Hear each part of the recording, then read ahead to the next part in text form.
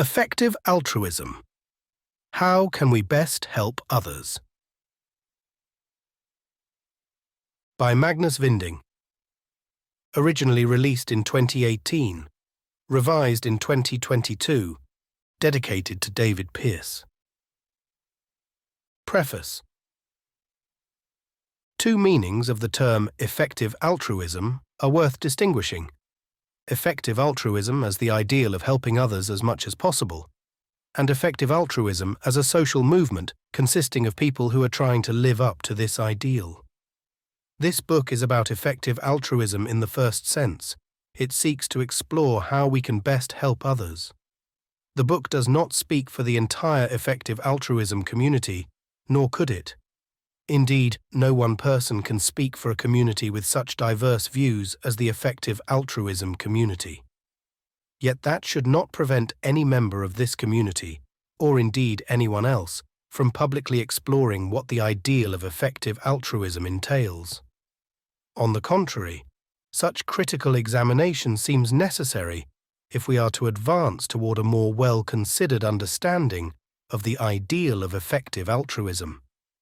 As an examination of this ideal, this book should provide food for thought both to people who have never heard the term effective altruism, as well as to those who think about effective altruism every day.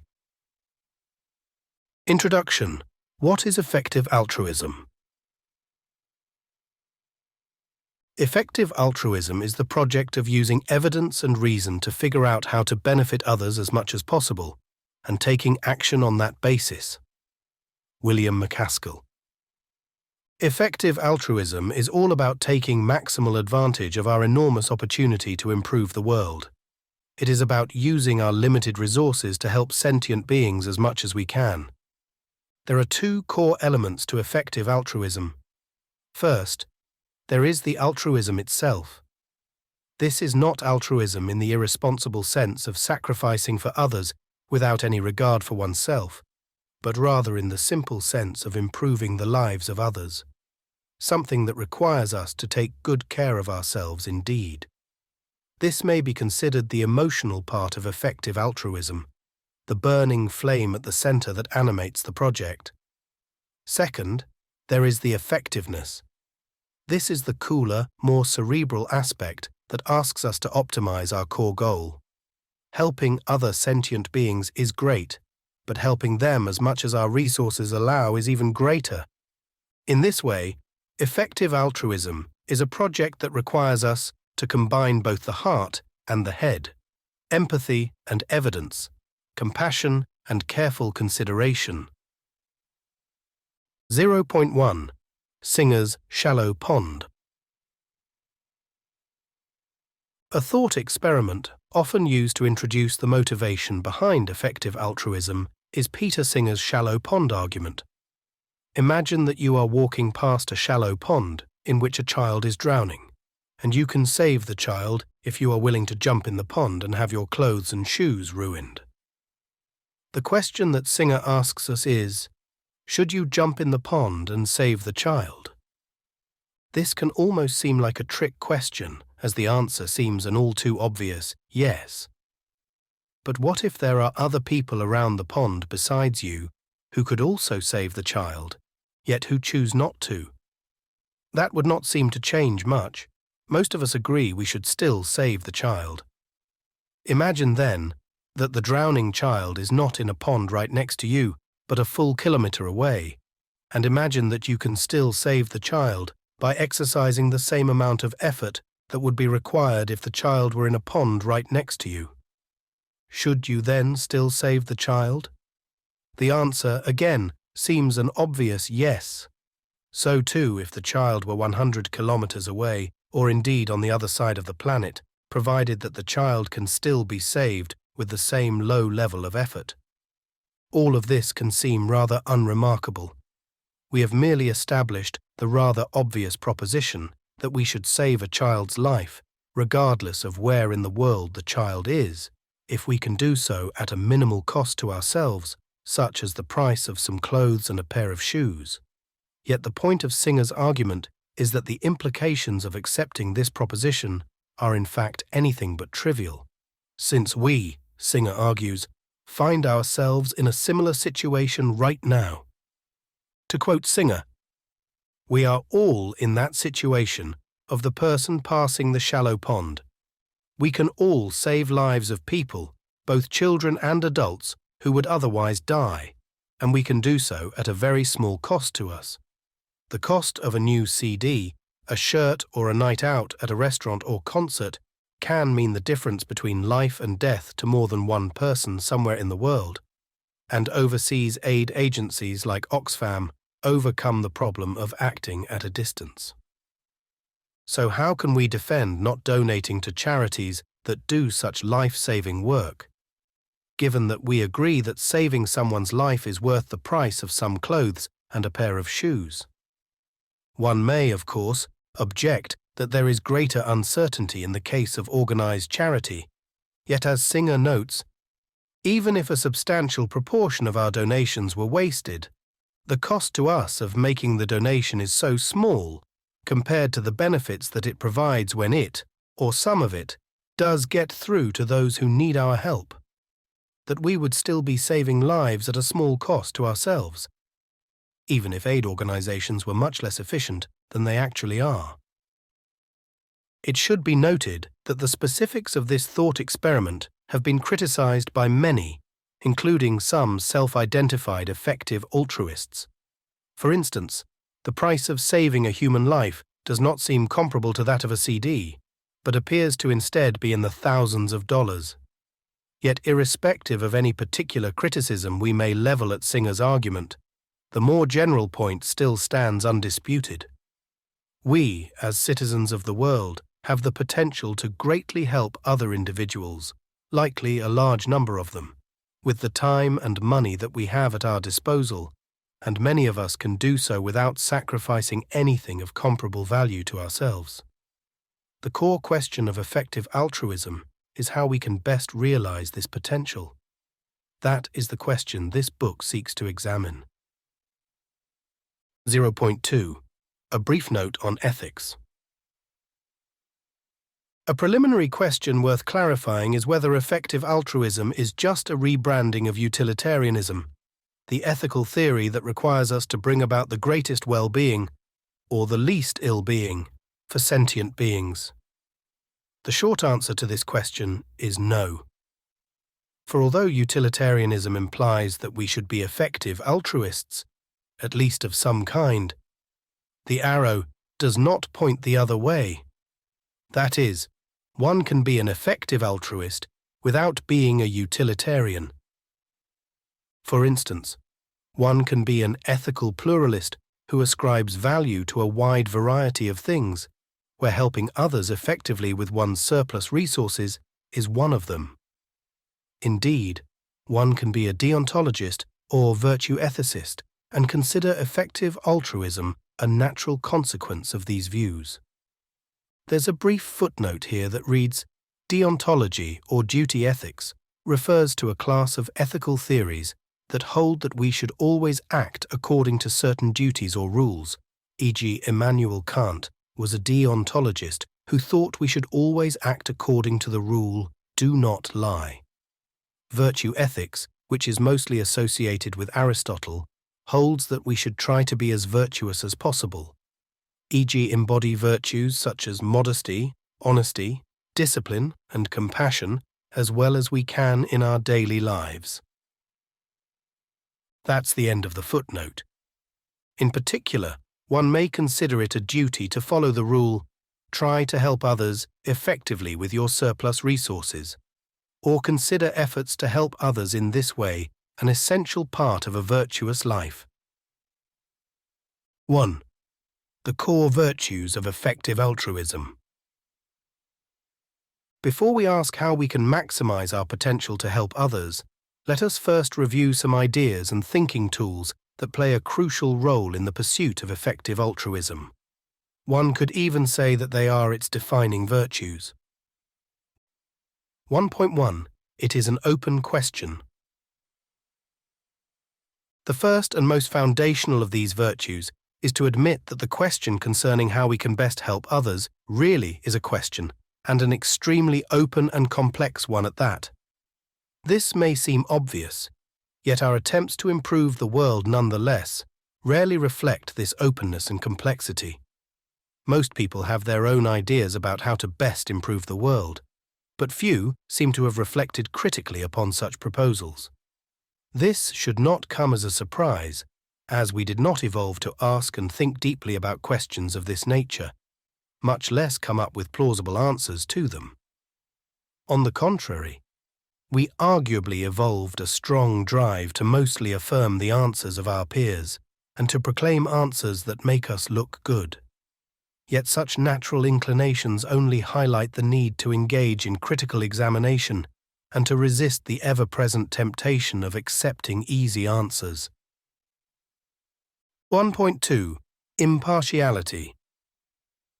Impartiality refers to the principle that we should prioritize equal interests equally.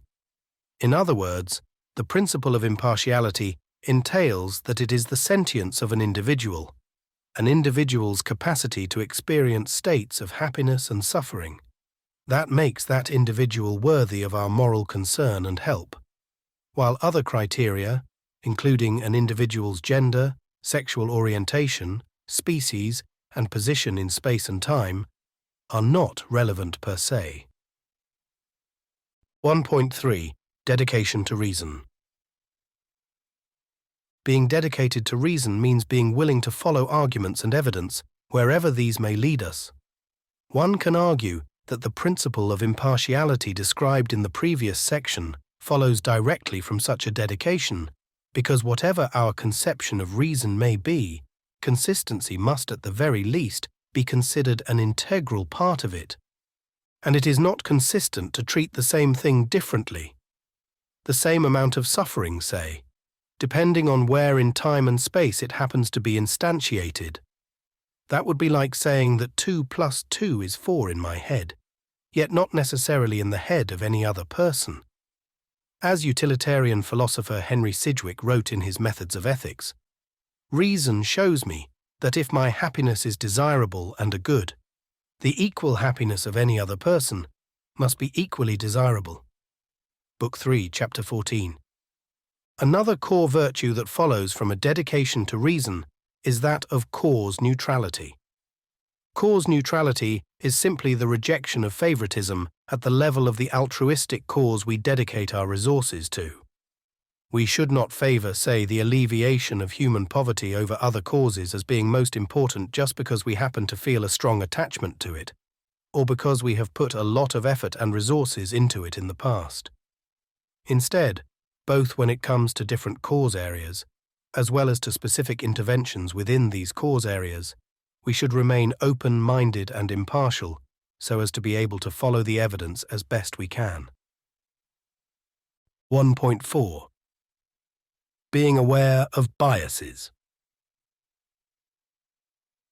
Research over the last few decades has revealed that our thinking is systematically biased in various ways.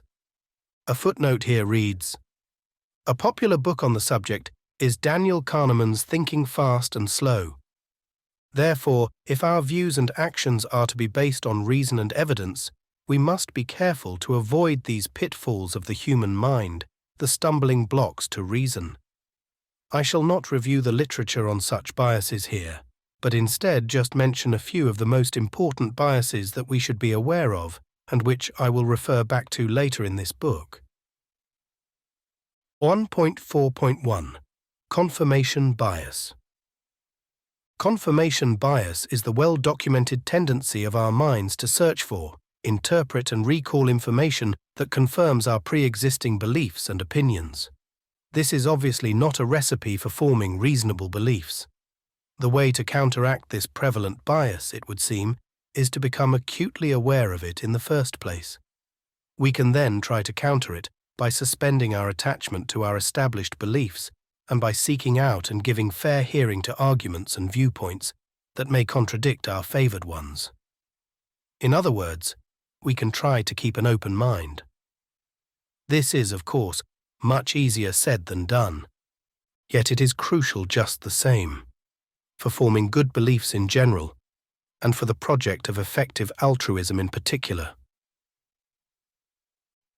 1.4.2 Overconfidence Bias. A bias closely related to confirmation bias is overconfidence bias, our tendency to have excessive confidence in our own beliefs. For example, in one study, people who reported to be 100% certain about their answer to a question were only correct 70 to 85% of the time. This bias should make us pause with respect to claims we profess to have 100% certainty in, and indeed with respect to any confidence we may have had in the reliability of the human mind in the first place. In the context of the pursuit of effective altruism, it should make us question even the most confident of claims we believe about which actions will help others the most. The remedy for this bias, it seems, is to compensate by weaving some humility into our credences and by embracing intellectual humility more generally. 1.4.3 Wishful Thinking. Another tendency closely related to confirmation bias is our tendency to engage in wishful thinking. That is, our tendency to believe what we wish were true. Recognition of this tendency should make us skeptical about those of our beliefs that happen to match up with what we wish were true. For instance, that the future will be wonderful, that life for most beings on Earth is likely to be good, or that the worst forms of suffering cannot be that bad. Likewise, our tendency to engage in wishful thinking suggests that it is helpful to pay more attention to ideas that are inconvenient or otherwise contrary to what we wish were true, such as the notion that a behavior we are engaging in is morally indefensible, or that the world contains far more horror than we had ever imagined. 1.4.4 Groupthink. Groupthink refers to a phenomenon where a lack of dissenting viewpoints and critical perspectives within a group leads to irrational beliefs and decisions among its members. It is the product of our general tendency to conform to our peers, not only in how we behave, but also in what we believe. This conformist tendency should make us skeptical of the beliefs that we happen to share with our own group, our close peers as well as our culture at large. And it gives us reason to practice playing the devil's advocate against those beliefs. 1.4.5 Scope Neglect. This bias is also called scope insensitivity. Our feelings about a disaster and our willingness to donate toward its alleviation appear largely insensitive to the number of individuals it affects. This is related to the identifiable victim effect. We generally offer greater help when we are presented with an identifiable victim of a disaster than when we are presented with facts about how many individuals it affects. And as psychologist Paul Slovic has shown, not only does our empathy not increase as the magnitude of a disaster grows, but it actually seems to decrease rapidly. This is obviously not reasonable. A disaster that involves more beings is, other things equal, worse than one that involves fewer beings. Yet our moral sentiments somehow turn this relationship completely upside down, which again has important implications for any aspiring effective altruist. Most significantly, it implies that we should be skeptical of our immediate feelings about which disasters and risks we should prioritize the most. And it suggests that we should make an effort to consider the number of individuals involved. This may seem cold, as though we decide by considering numbers rather than individuals. Yet it is actually the opposite. For the numbers must be considered exactly because they represent individuals who would otherwise be ignored by our faulty moral intuitions. Therefore, it is to not consider the numbers that ultimately amounts to a failure to consider the individuals. As Michael Moore put it in his excellent TED Talk, Impact Through Rationality, numbers count because individuals count. 1.4.6 Speciesist Bias.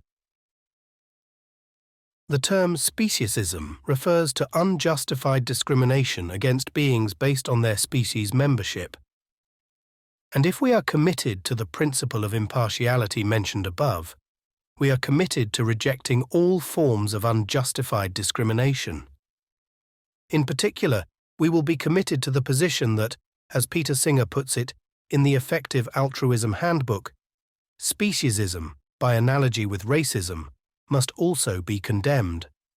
Not surprisingly, given an evolutionary history in which killing beings of other species was necessary for human survival, and given that we now find ourselves in a modern society in which we have completely trivialized the exploitation and killing of non-human beings.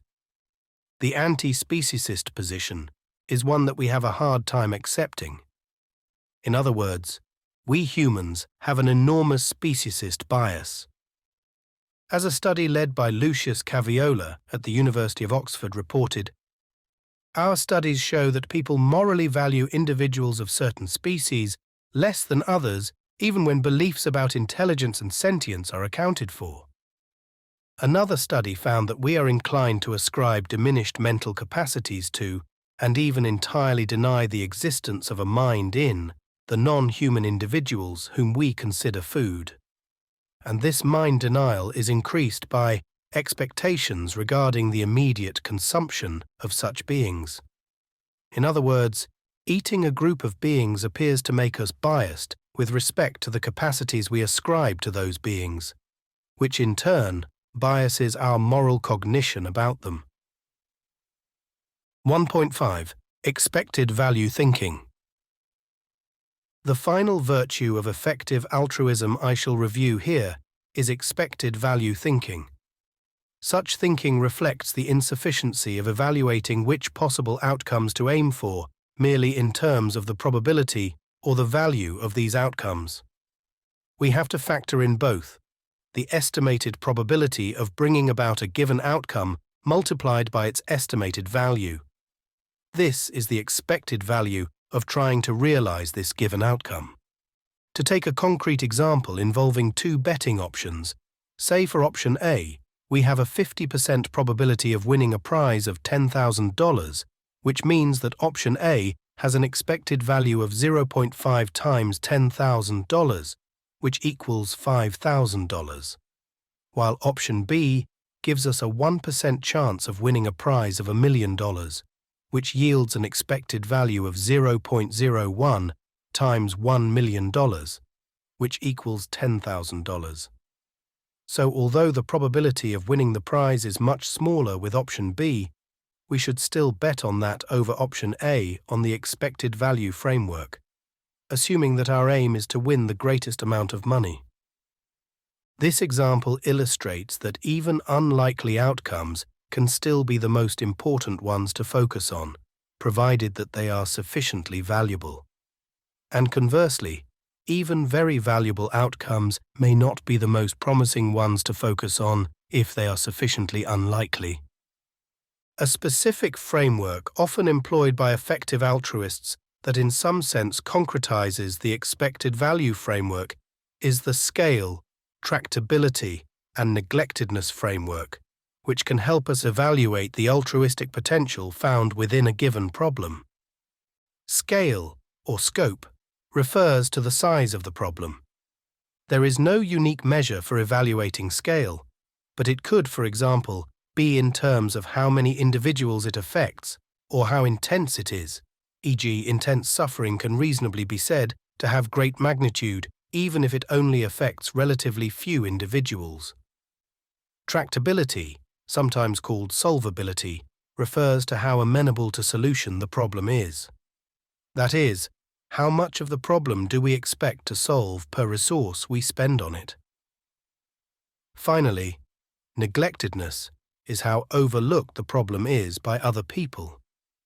This last consideration is relevant because a neglected problem will be more likely to have low-hanging fruits ready to be picked compared to a problem that many people are working on.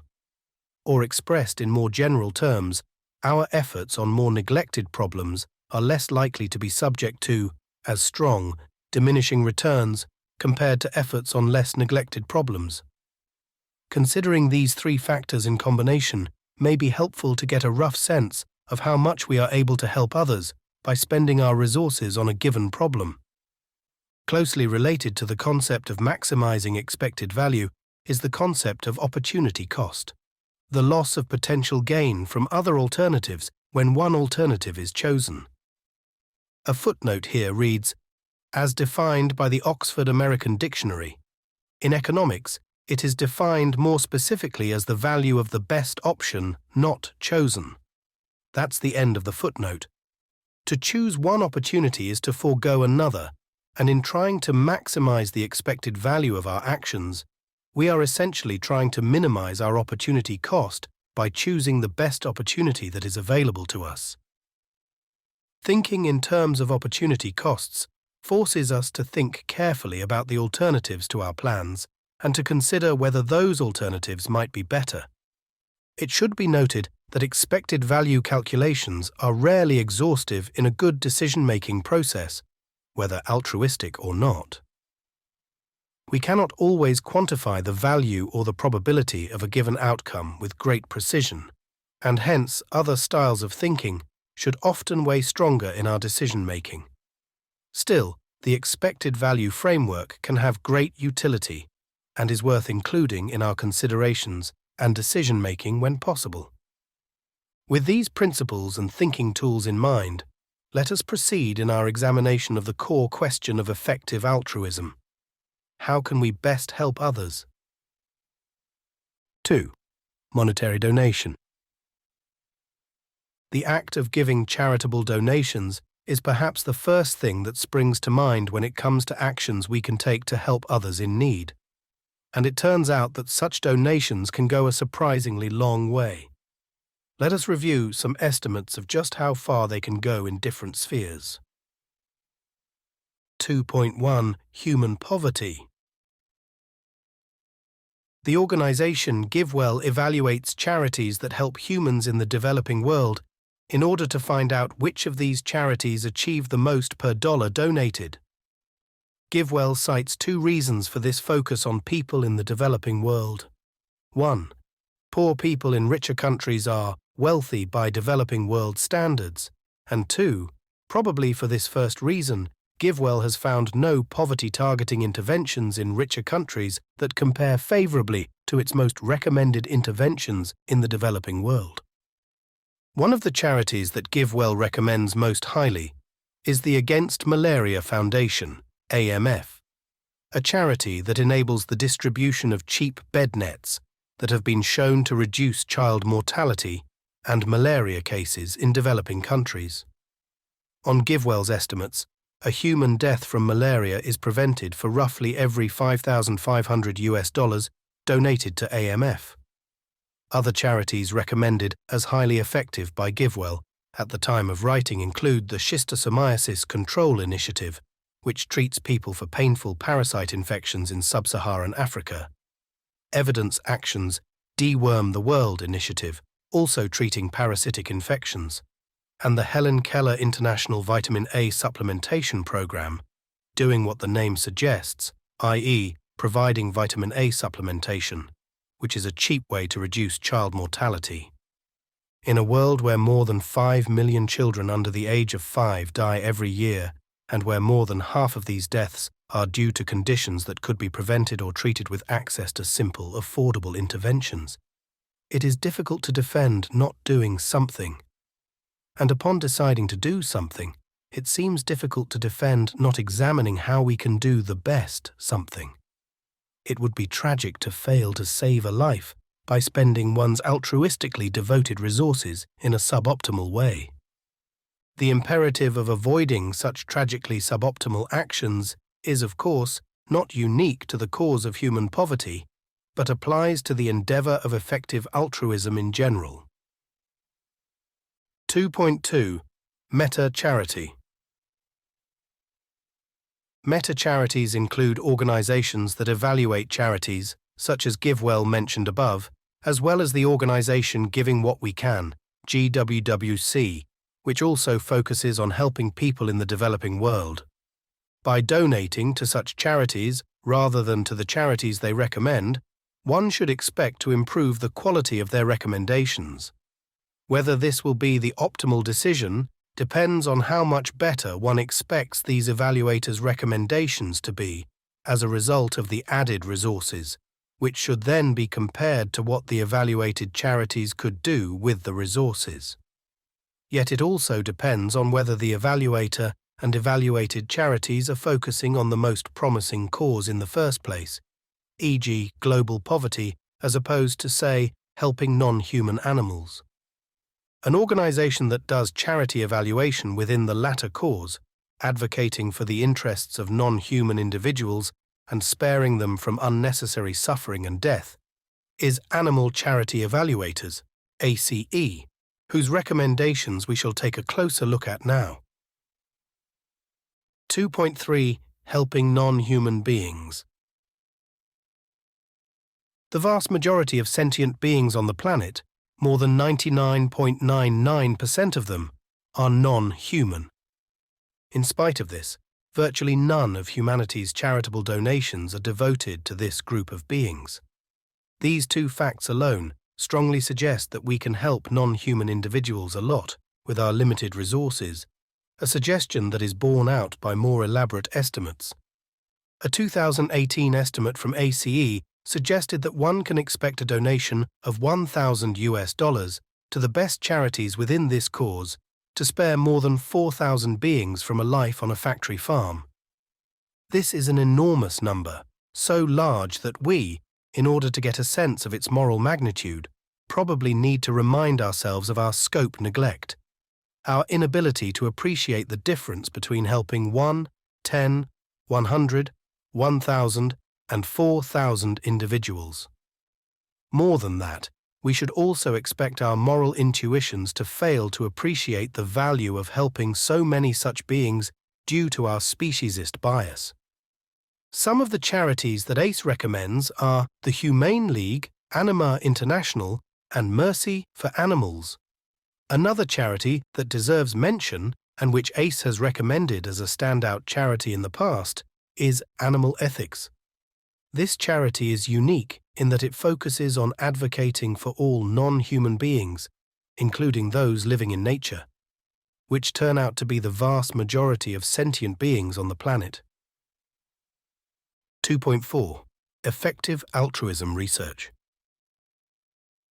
Another potentially promising donation opportunity is that of funding research into effective altruism, that is, research on how we can best help others. The work done by the charity evaluators mentioned above is an example of such research. Yet, evaluating the near-term effects of existing charities is by no means the only form of research that can help inform our priorities. Some research centers have a stronger focus on how we may influence the long-term future in beneficial directions. These include the Global Priorities Institute, GPI, the Center on Long-Term Risk, CLR, and the Center for Reducing Suffering, CRS. I should note that I am a co-founder of CRS together with Tobias Baumann. The Global Priorities Institute conducts broad foundational research on altruistic prioritization, mostly from a perspective that is quite optimistic about humanity's future. In contrast, the Center on Long-Term Risk focuses more narrowly on reducing worst-case risks due to advanced AI systems, whereas the Center for Reducing Suffering pursues a broad research project on how we can best reduce suffering in the long-term future. It is difficult to put numbers on the value of such research into effective altruism. There is no easy way to make a controlled experiment that assesses whether work of the kind pursued by GPI, CLR, and CRS is cost-effective or not. The long-term focused nature of such research inevitably makes evaluations of its value more difficult, compared to, say, zooming in on an intervention and asking what its immediate effects are. Yet this large-scale focus is also what makes such research promising. Not many people are doing such work, and if crucial considerations that force our altruistic priorities to change altogether emerge as the result of it, then it could well turn out to be exceptionally important. We will probably never be able to answer with great confidence which donation opportunities are best with respect to the goal of helping sentient individuals as much as possible. Yet to the extent that we can answer it with at least some confidence, such an answer is going to depend upon deeper considerations than any we have raised so far, including considerations regarding what helping others means in more precise terms. These are considerations that we shall delve into in later chapters. 3. Career choice. A significant part of our waking lives will be spent doing professional work, which renders our choice of career a critically important one with respect to our potential to help others. The organization 80,000 Hours, whose name derives from the number of hours the average person can expect to spend on their career, was founded with the purpose of helping people find a career with great altruistic potential. What such a career might be for any given individual is, of course, a difficult question, and again one we will likely never have definitive answers to. Yet there still seem to be some informed principles that are worth following in our attempts to maximize the altruistic impact of our careers. One such principle that 80,000 Hours emphasizes is, don't follow your passion. This may seem counterintuitive and not least contrary to everything found in the modern canon of popular motivational speeches. Yet the point is not that one should not be highly passionate about what one does. That is indeed recommendable, probably even necessary. Rather, the point is that our passions can change over time, and the thing we are most passionate about at the moment might not be what we will be most passionate about in the future, and it might not be something that helps other individuals much, let alone what helps others the most. So instead of pursuing our immediate passions, 80,000 Hours recommends that we make a careful analysis of which career paths seem to have the best altruistic impact, and then consider pursuing the one that seems most promising, keeping in mind, of course, that different individuals have different talents and dispositions that to a great extent determine what careers they can be most successful in. A related consideration is how fulfilling one would find a given career path. This is relevant for many reasons.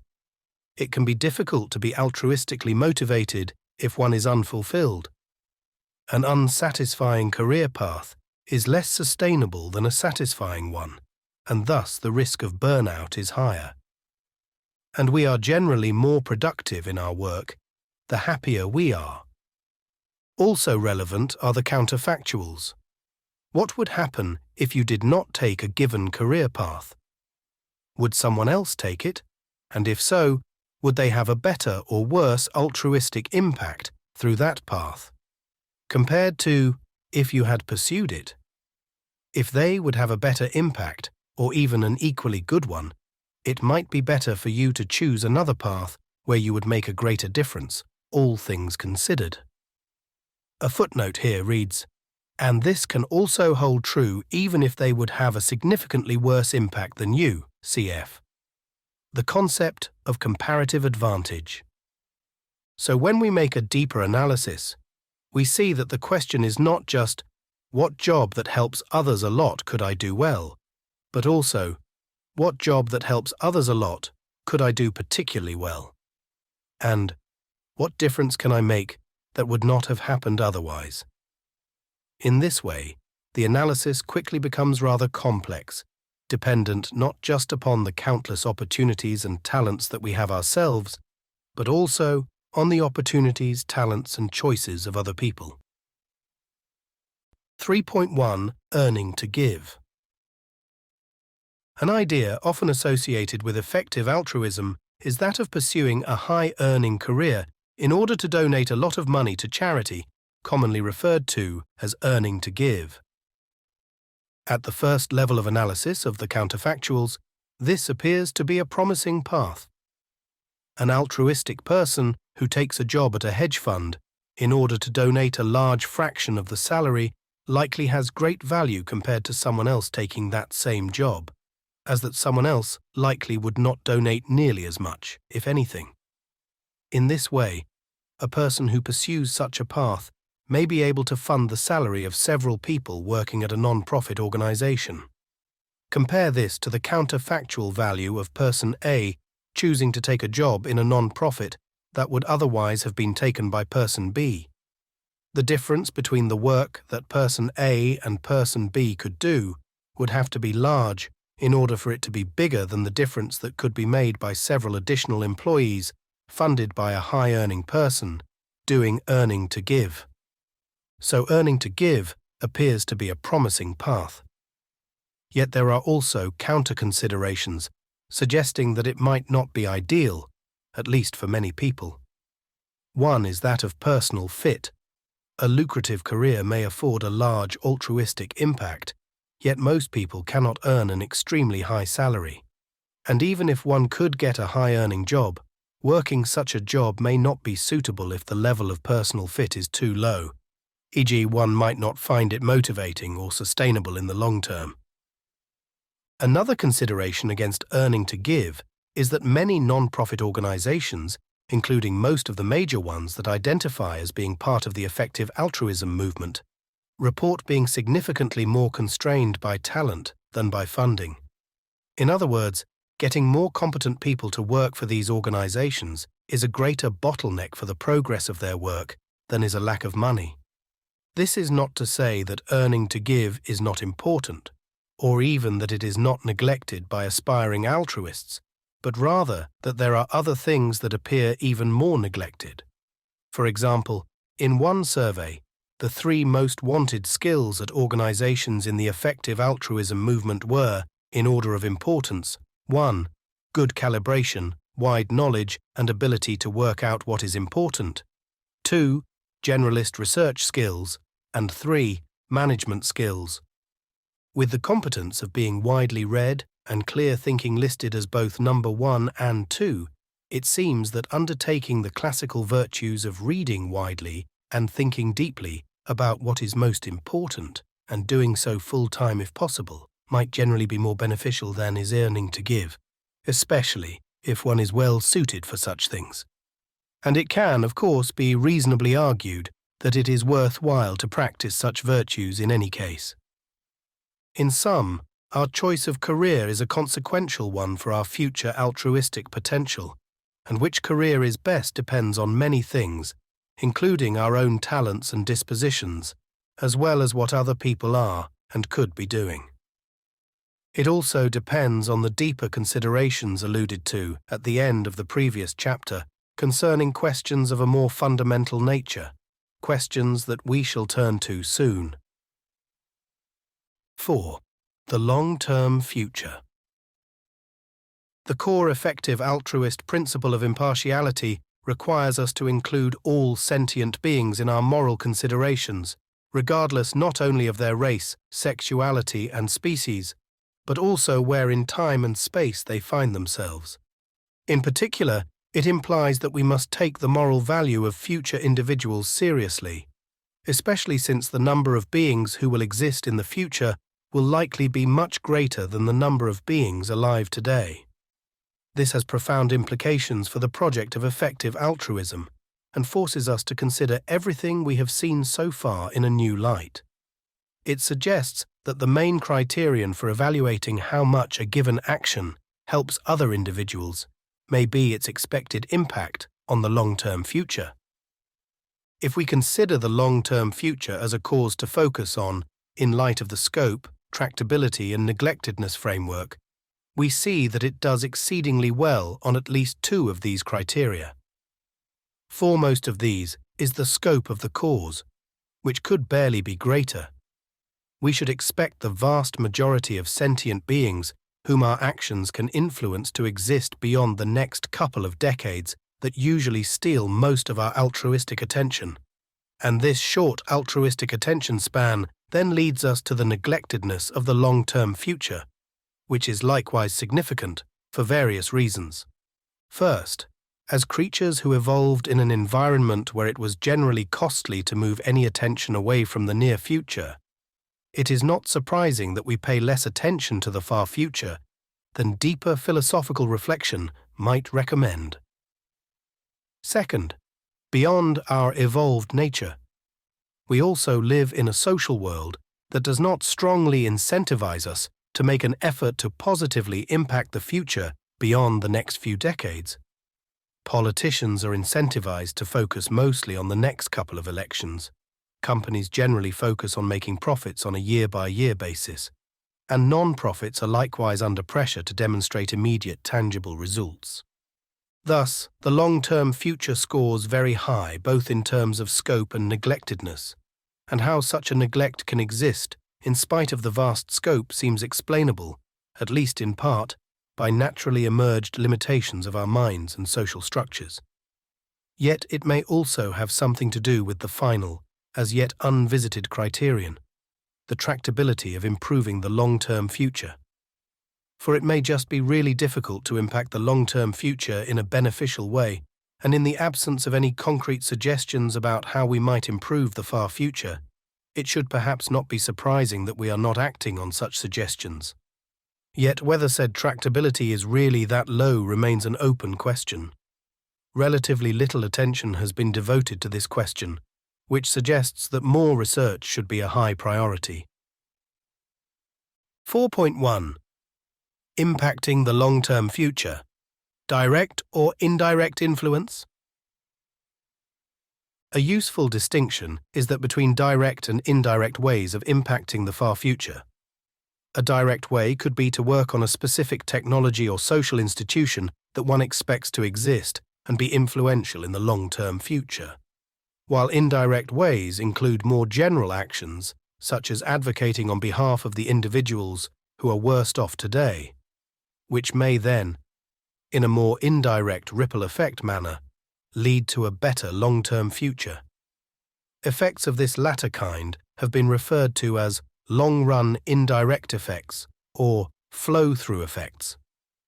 A footnote here reads, "This distinction between direct and indirect ways of impacting the future is, of course, far from clear-cut. It is arguably a spectrum, and many projects and interventions can reasonably be identified as both. Whether the best way to impact the far future is generally via direct or indirect efforts stands as an open question. An argument in favor of prioritizing indirect efforts is that the values of future individuals are extremely important, and perhaps the best way to positively impact future values is to push for concrete interventions that promote better values today. By this line of reasoning, it could be that supporting the charities mentioned in the previous chapter focused on relatively short-term betterment, such as AMF or ACE, would also be optimal with respect to the long-term future. One can, of course, reasonably argue that we should be skeptical of such a convenient convergence between optimal short-term and long-term interventions. Yet one can also reasonably question such skepticism. After all, why should what looks optimal from a short-term perspective not be optimal with respect to the long-term too? For example, is it unreasonable to think that a person in the year 1800 who wanted to minimize future racism would have the most success by working on the concrete near-term goal of abolishing race-based slavery? Regardless of what our position may be on such empirical questions, it is important to avoid the non sequitur that the significance of the long-term future implies that only the long-term future matters. That simply does not follow.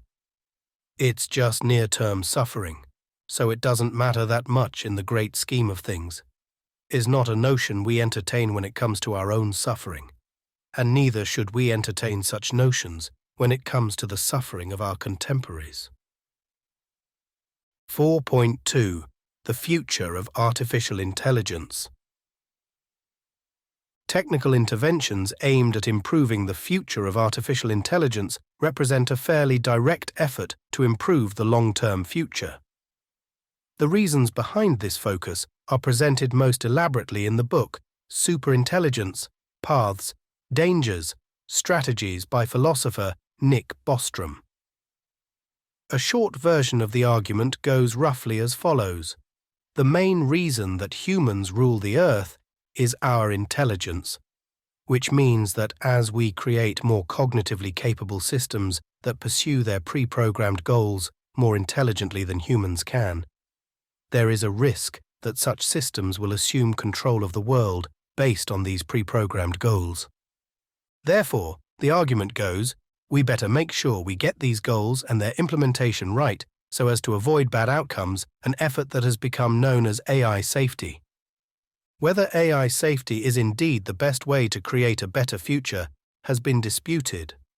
For example, economist Robin Hanson has argued that it is highly unlikely that the future will depend crucially on how a single, or even a few, powerful software programs are designed.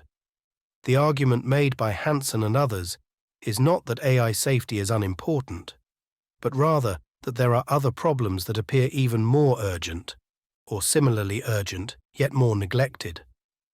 In other words, they are arguing that we should carefully consider the opportunity costs of AI safety work, and that we should explore a broad range of causes before committing too strongly to any one of them.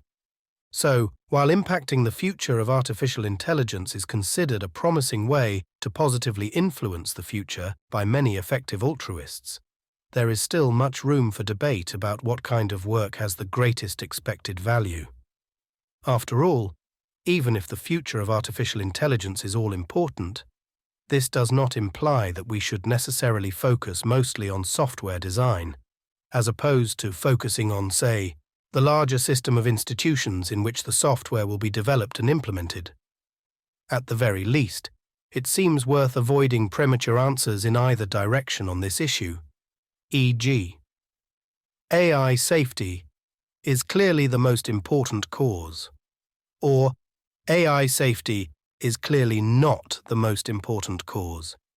It is important that we keep our minds open and are willing to explore other causes and ways to impact the long-term future when we know so little. A significant caveat with respect to focusing on the long-term future is that the long-term future tends to be more difficult to reliably influence than the near-term future. This obviously does not render the long-term future unimportant. It still seems that more research into the question of how to best impact the long-term future should be among our top priorities. Yet we should be realistic about what to expect. Highly uncertain answers, at best of a modestly qualified kind. So, while the impact our actions have on the long-term future may well be the most important thing about them, it is far from clear how we can have the best long-term impact, and much more fundamentally, before we can begin to say what is best in the long term, or the short term for that matter, we must have greater clarity about what best even means. This is what we shall turn to now. 5. The cruciality of clarity about values. What we have seen so far in our examination of how to best help others has been of a rather general nature in two senses. First, it is general in that the ideas and considerations we have visited are ones that people in the effective altruism movement tend mostly to agree with.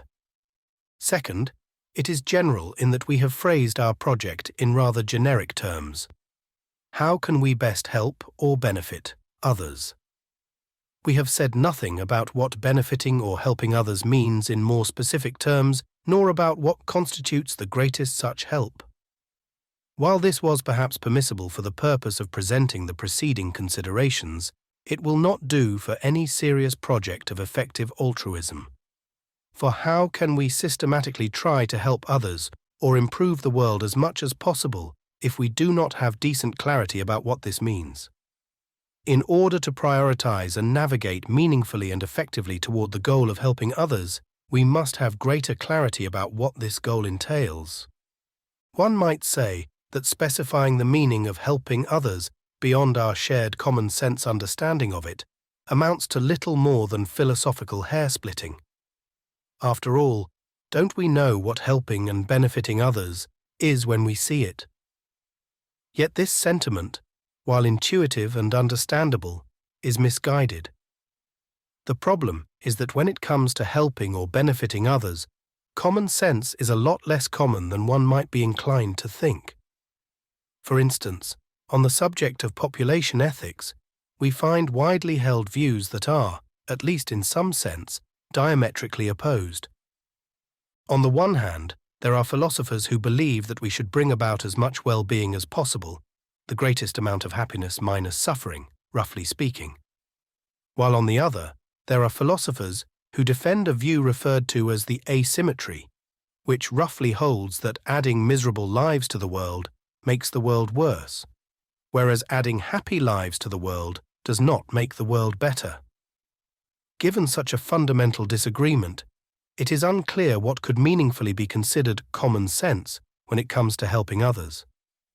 The need for greater clarity is perhaps less obvious when we only focus on the short term, where we can at least readily identify actions that constitute some help to other beings by common sense and consensus. But as we extend our focus to the farther future, the need for ethical clarity becomes ever more pronounced. For example, in light of the above-mentioned divergence on population ethics, it is unclear whether we should aim to drastically increase the number of sentient beings in the universe so as to maximize happiness for the currently unborn, or whether we should not consider this a priority at all. Thus, even when comparing widely endorsed ethical positions, we readily find enormous differences in terms of their practical implications, e.g., a future full of sentient life versus an empty one, which highlights the cruciality of reflecting deeply on our values. 5.1 Clarifying our values. So where do we begin if we are to gain clarity about our values? An obvious place to start might be to consider different theories of ethics. Three prominent classes of such theories are virtue ethics. Roughly, we should be virtuous. Deontological ethics. Roughly, we should act according to certain duties. And consequentialist ethics. Roughly, we should bring about the best consequences. Most self-identified effective altruists lean toward consequentialism. Yet even if we were to declare ourselves pure consequentialists, we would still have a long way to go towards specifying our values, as we would then still need to clarify what kinds of consequences or states of the world that are of greater value than others. We may do this by saying that we are consequentialists of a utilitarian flavor. Yet this is just a small step toward greater specification, as there are also many different kinds of utilitarianism, and they can differ quite radically from each other in what they hold to be valuable, and hence also in terms of their practical implications. In its classical formulation, utilitarianism holds that we should bring about the greatest sum of happiness minus suffering, commonly referred to as hedonistic utilitarianism.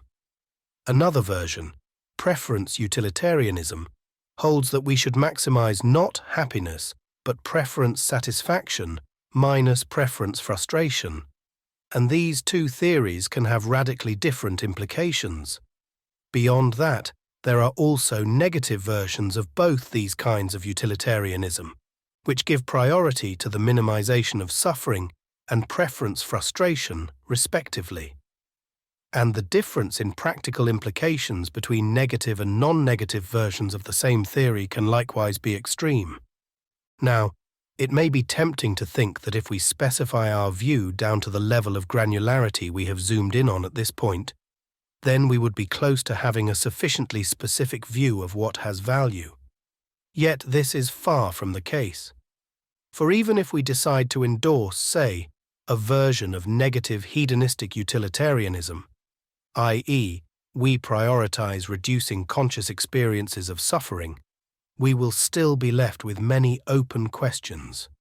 For example, how do we prioritize different kinds of suffering? Should we give greater priority to intense suffering than to mild forms of suffering? Perhaps so much so that it is impossible for any number of mildly bad experiences to be worse than a single very bad one.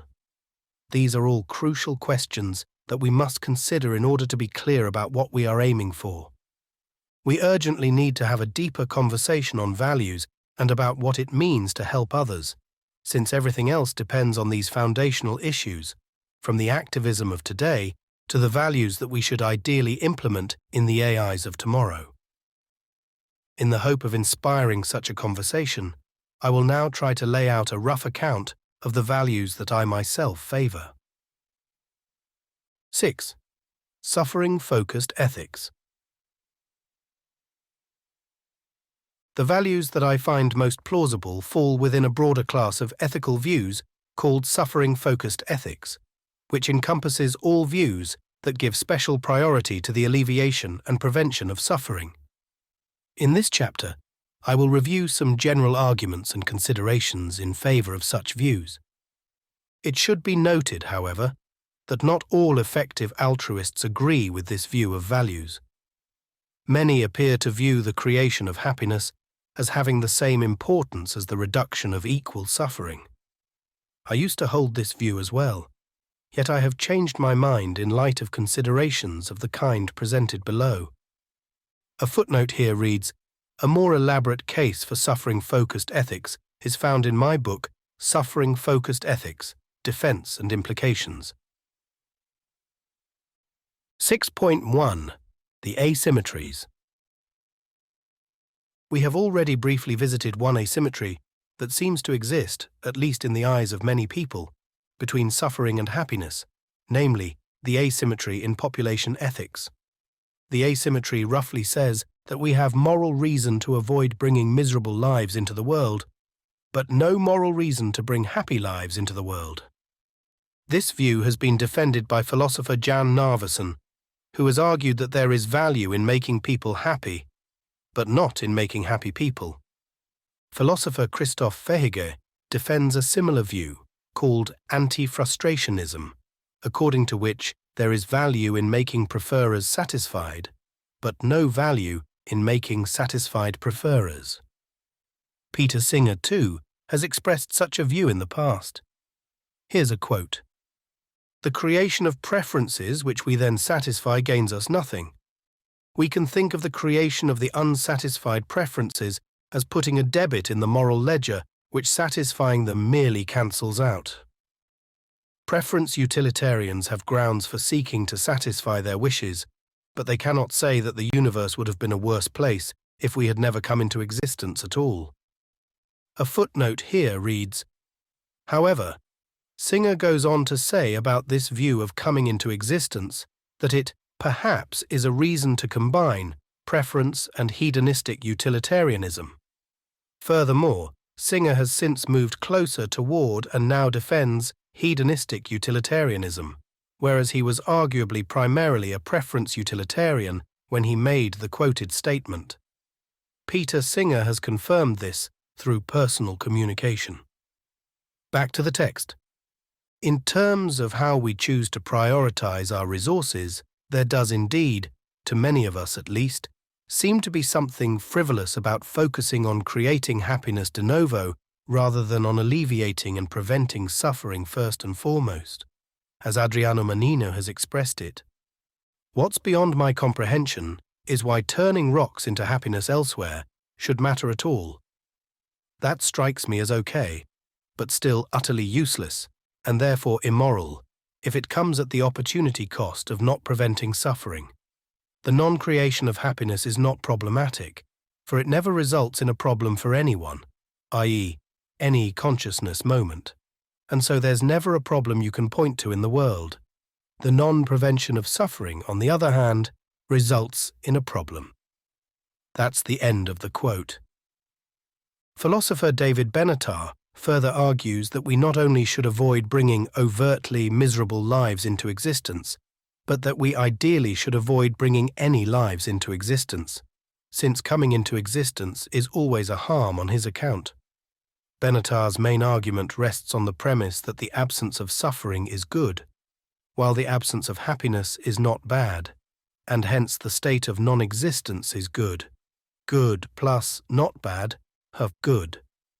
In contrast, the presence of suffering and happiness is bad and good respectively, and hence not a pure good, which renders it worse than the state of non-existence, according to Benatar. Beyond this value asymmetry, Benatar further argues that there is an asymmetry in how much suffering and happiness our lives contain. E.g., the worst forms of suffering are far worse than the best pleasures are good. We almost always experience some subtle unpleasantness, dissatisfaction, and preference frustration. And there are such negative things as chronic pain, impairment, and trauma, yet no such thing as chronic pleasure. And the reason that we fail to acknowledge this, Benatar argues, is that we have various psychological biases that cause us to evaluate our lives in overly optimistic terms. It seems worth expanding a bit on this more quantitative asymmetry between the respective badness and goodness of suffering and happiness. For even if one rejects the notion that there is an asymmetry between the moral status of creating happiness and preventing suffering for future beings, it seems difficult to deny Benatar's claim that the worst forms of suffering are far worse than the best of pleasures are good. Imagine, for example, that we were offered 10 years of the greatest happiness possible on the condition that we must undergo some amount of hellish torture in order to get it. How much torture would we be willing to endure in order to get this prize? Many of us would reject the offer completely and prefer an entirely unproblematic state over any mixture of hellish torture and heavenly happiness. There's a footnote here which reads, in one survey, N-Track 99, almost half of the respondents said that they would not endure 1 minute of intense suffering for any amount of happiness for themselves. That's the end of the footnote.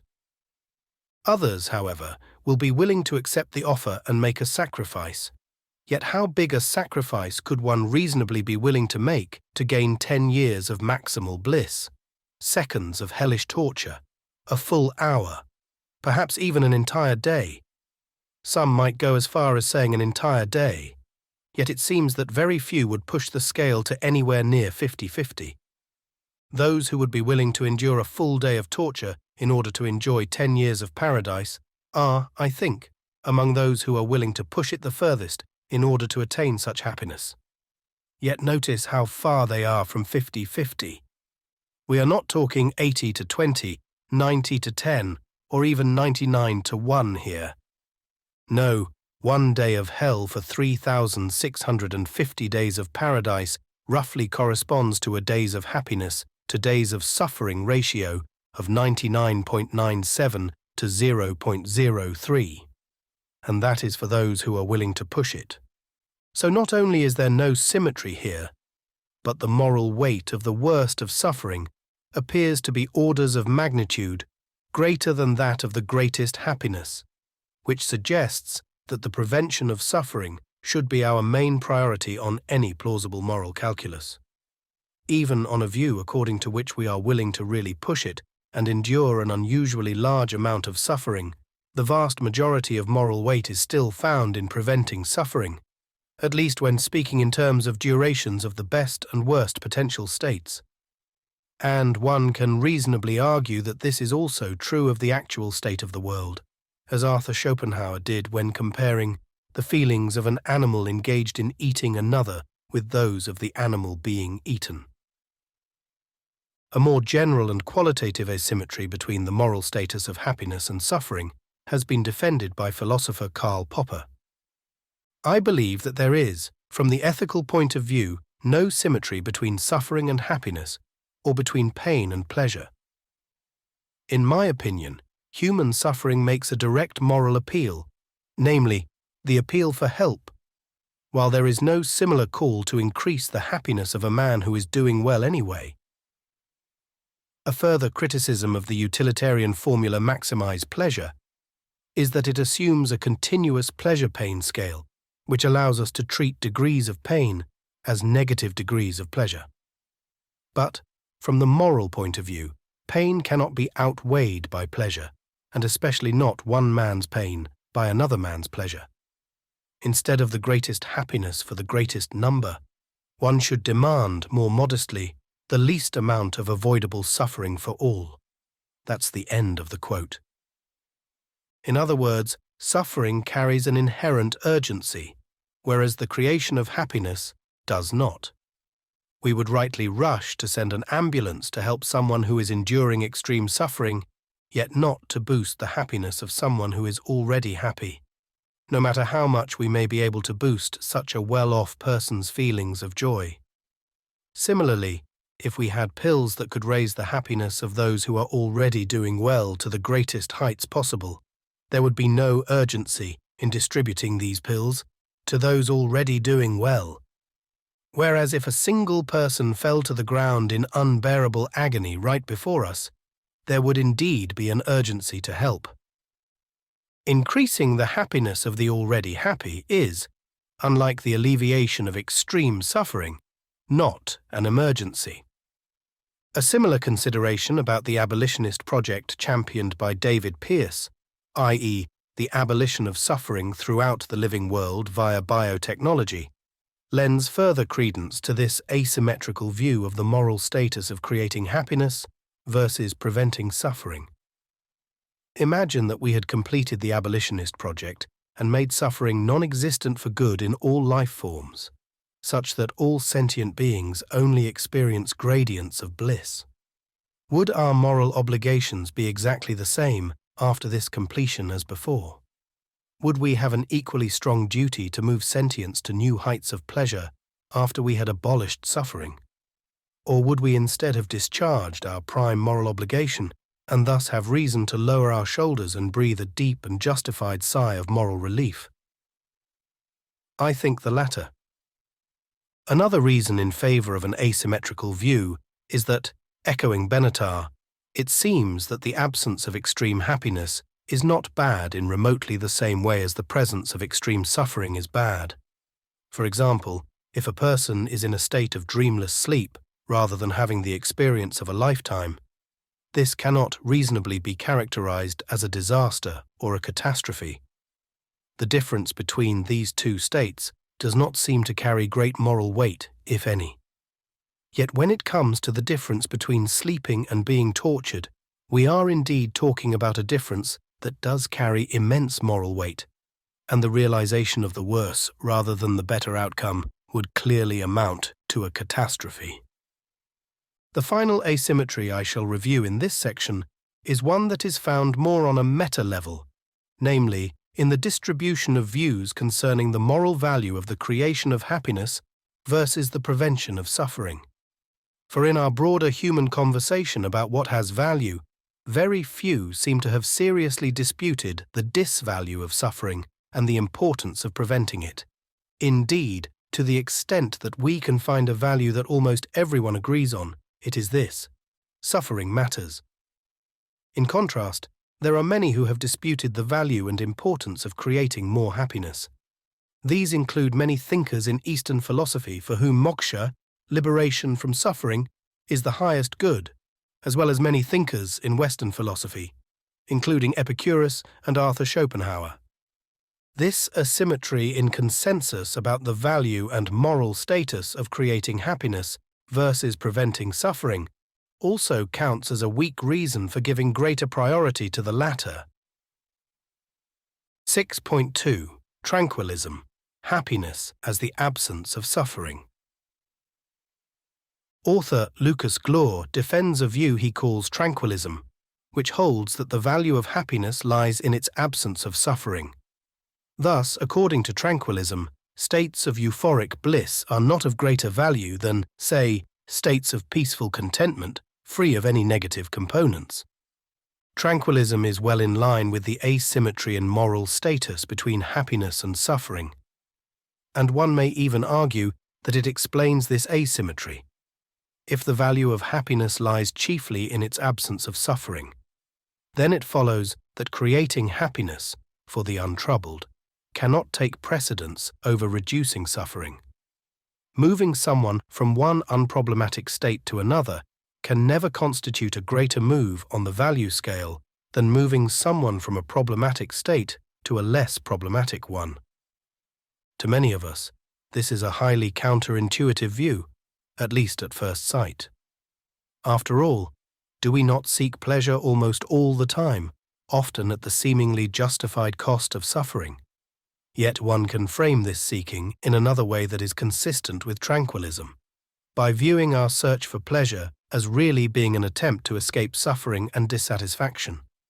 On this framing, what appears to be a transition from neutral to positive is really a transition from a state of negativity, however subtle, to a state that is relieved, at least to some extent, from this negativity. So, on this view, when we visit a friend we have desired to see for some time, we do not go from a neutral to a positive state, but instead just remove our craving for their company and the dissatisfaction caused by their absence. The same goes for the pleasure of physical exercise. It is liberating in that it gives us temporary freedom from the bad feelings and moods that follow from not exercising. Or even the pleasure of falling in love, which provides refreshing relief from the boredom and desire we are otherwise plagued by. Psychologist William James seemed to agree with this view of happiness. Happiness, I have lately discovered, is no positive feeling, but a negative condition of freedom from a number of restrictive sensations of which our organism usually seems the seat. When they are wiped out, the clearness and cleanness of the contrast is happiness. This is why anesthetics make us so happy. Arthur Schopenhauer also endorsed this view. Here is how Lucas Glor explains it. In the context of everyday life, there are almost always things that ever so slightly bother us.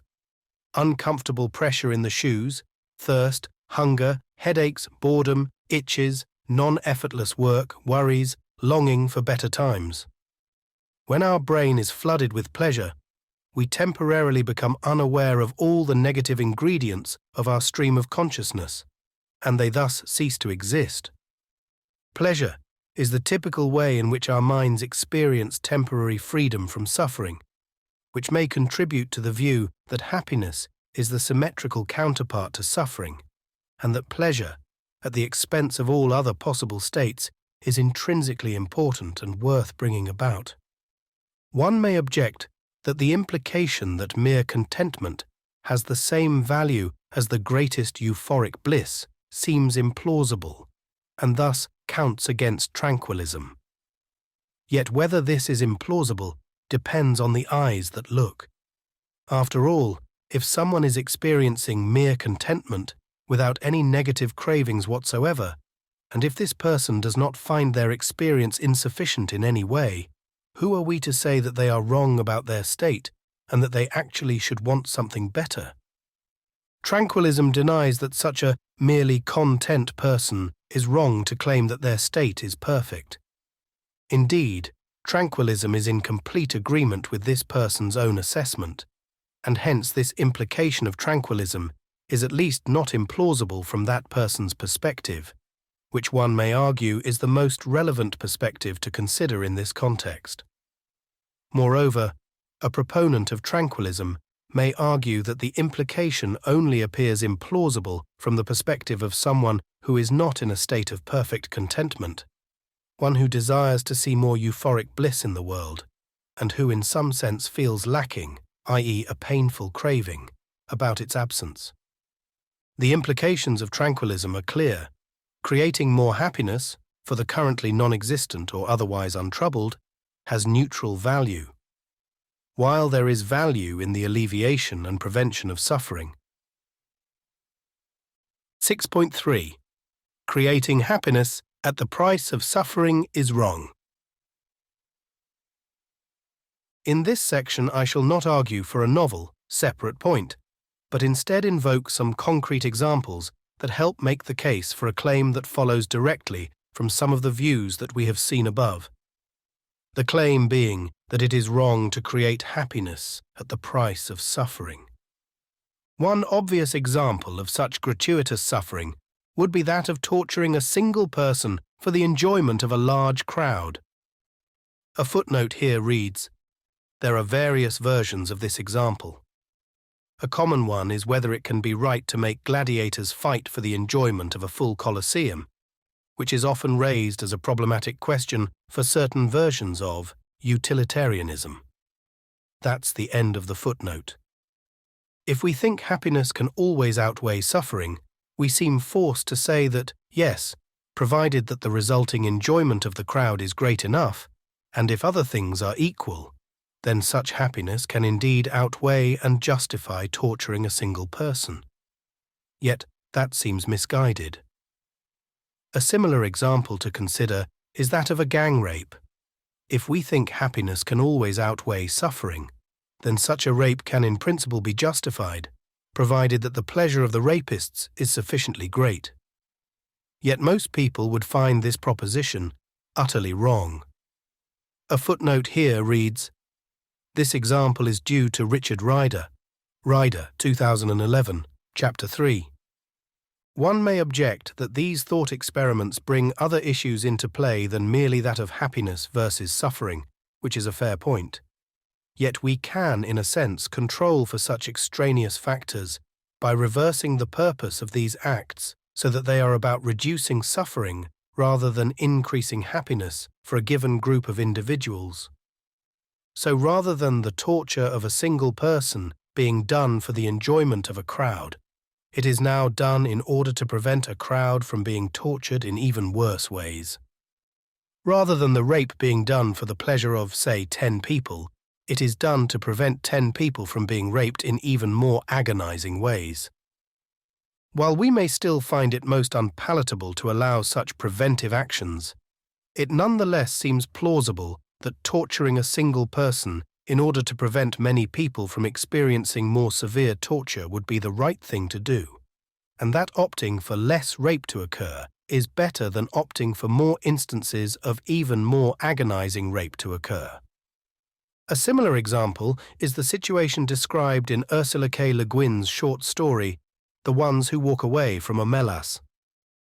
The story is about an almost utopian city, Omelas, in which everyone lives an extraordinarily happy and meaningful life, except for a single child who is locked in a basement room, fated to live a life of squalor. The child used to scream for help at night and cry a good deal, but now it only makes a kind of whining, eh-ha, eh-ha, and it speaks less and less often. It is so thin there are no calves to its legs, its belly protrudes, it lives on a half bowl of cornmeal and grease a day. It is naked. Its buttocks and thighs are a mass of festered sores as it sits in its own excrement continually. The story ends by describing some people in the city who appear to find the situation unacceptable and who choose not to take part in it anymore, the ones who walk away from Omelas. The relevant question for us to consider is whether we would walk away from Omelas, or rather whether we would choose to bring a condition like Omelas into existence in the first place. Can the happy and meaningful lives of the other inhabitants of Omelas justify the existence of this single miserable child? Different people have different intuitions about it. Some will say that it depends on how many people live in Omelas. Yet for many of us, the answer is no. The creation of happiness is comparatively frivolous and unnecessary, and it cannot justify the creation of such a victim and such misery and suffering. A footnote here reads, "And even though many people may insist that the child's suffering is a worthy sacrifice, the fact that it only takes a single life of misery to bring the value of a whole paradisical city into serious question is yet another strong hint that there is an asymmetry between the disvalue of happiness and suffering." A no to the creation of Omelas would also be supported by the asymmetry in population ethics, according to which it has neutral value to add a happy life to Omelas, while adding this one miserable child has negative value, and hence the net value of the creation of Omelas is negative. 6.4. Brief reply to a common objection. A common objection against suffering-focused views is that they imply that it would be right to kill everyone or destroy the world. One reply to this claim is that many suffering-focused views do not carry this implication. For example, in his book, The Battle for Compassion, Ethics in an Apathetic Universe, Jonathan Leighton argues for a pragmatic position he calls negative utilitarianism plus, according to which we should aim to do our best to reduce preventable suffering, yet where we can still categorically refuse to intentionally destroy the planet and eliminate ourselves and everything we care about in the process. Another reply is that alternative ethical views that have a strong consequentialist component seem about as vulnerable to similar objections. For instance, if maximizing the sum of happiness minus suffering were our core objective, one could think that we ought to kill people in order to replace them with happier beings. It may then be objected quite reasonably that this is unlikely to be optimal in practice. Yet one can argue, just as reasonably I believe, that the same holds true of trying to destroy the world in order to reduce suffering. It is not the best we can do in practice. Having visited this general case for suffering-focused ethics, we shall now turn to what I consider the strongest case for such a view. 7. The principle of sympathy for intense suffering. No positive good can outweigh the very worst forms of suffering. This common view lies at the heart of the ethical principle I shall argue for in this chapter. What this principle says, roughly speaking, is that we should prioritize the interests of those who experience the most extreme forms of suffering. In particular, we should prioritize their interest in not experiencing such suffering higher than we should prioritize anything else. I call this the principle of sympathy for intense suffering. A footnote here reads, I do not claim that this principle is original to me. For example, it bears strong similarity to what Brian Tomasic calls consent-based negative utilitarianism, as well as to the ethical view defended by Jonathan Layton. An essentially identical view is also explored by Lucas Glore.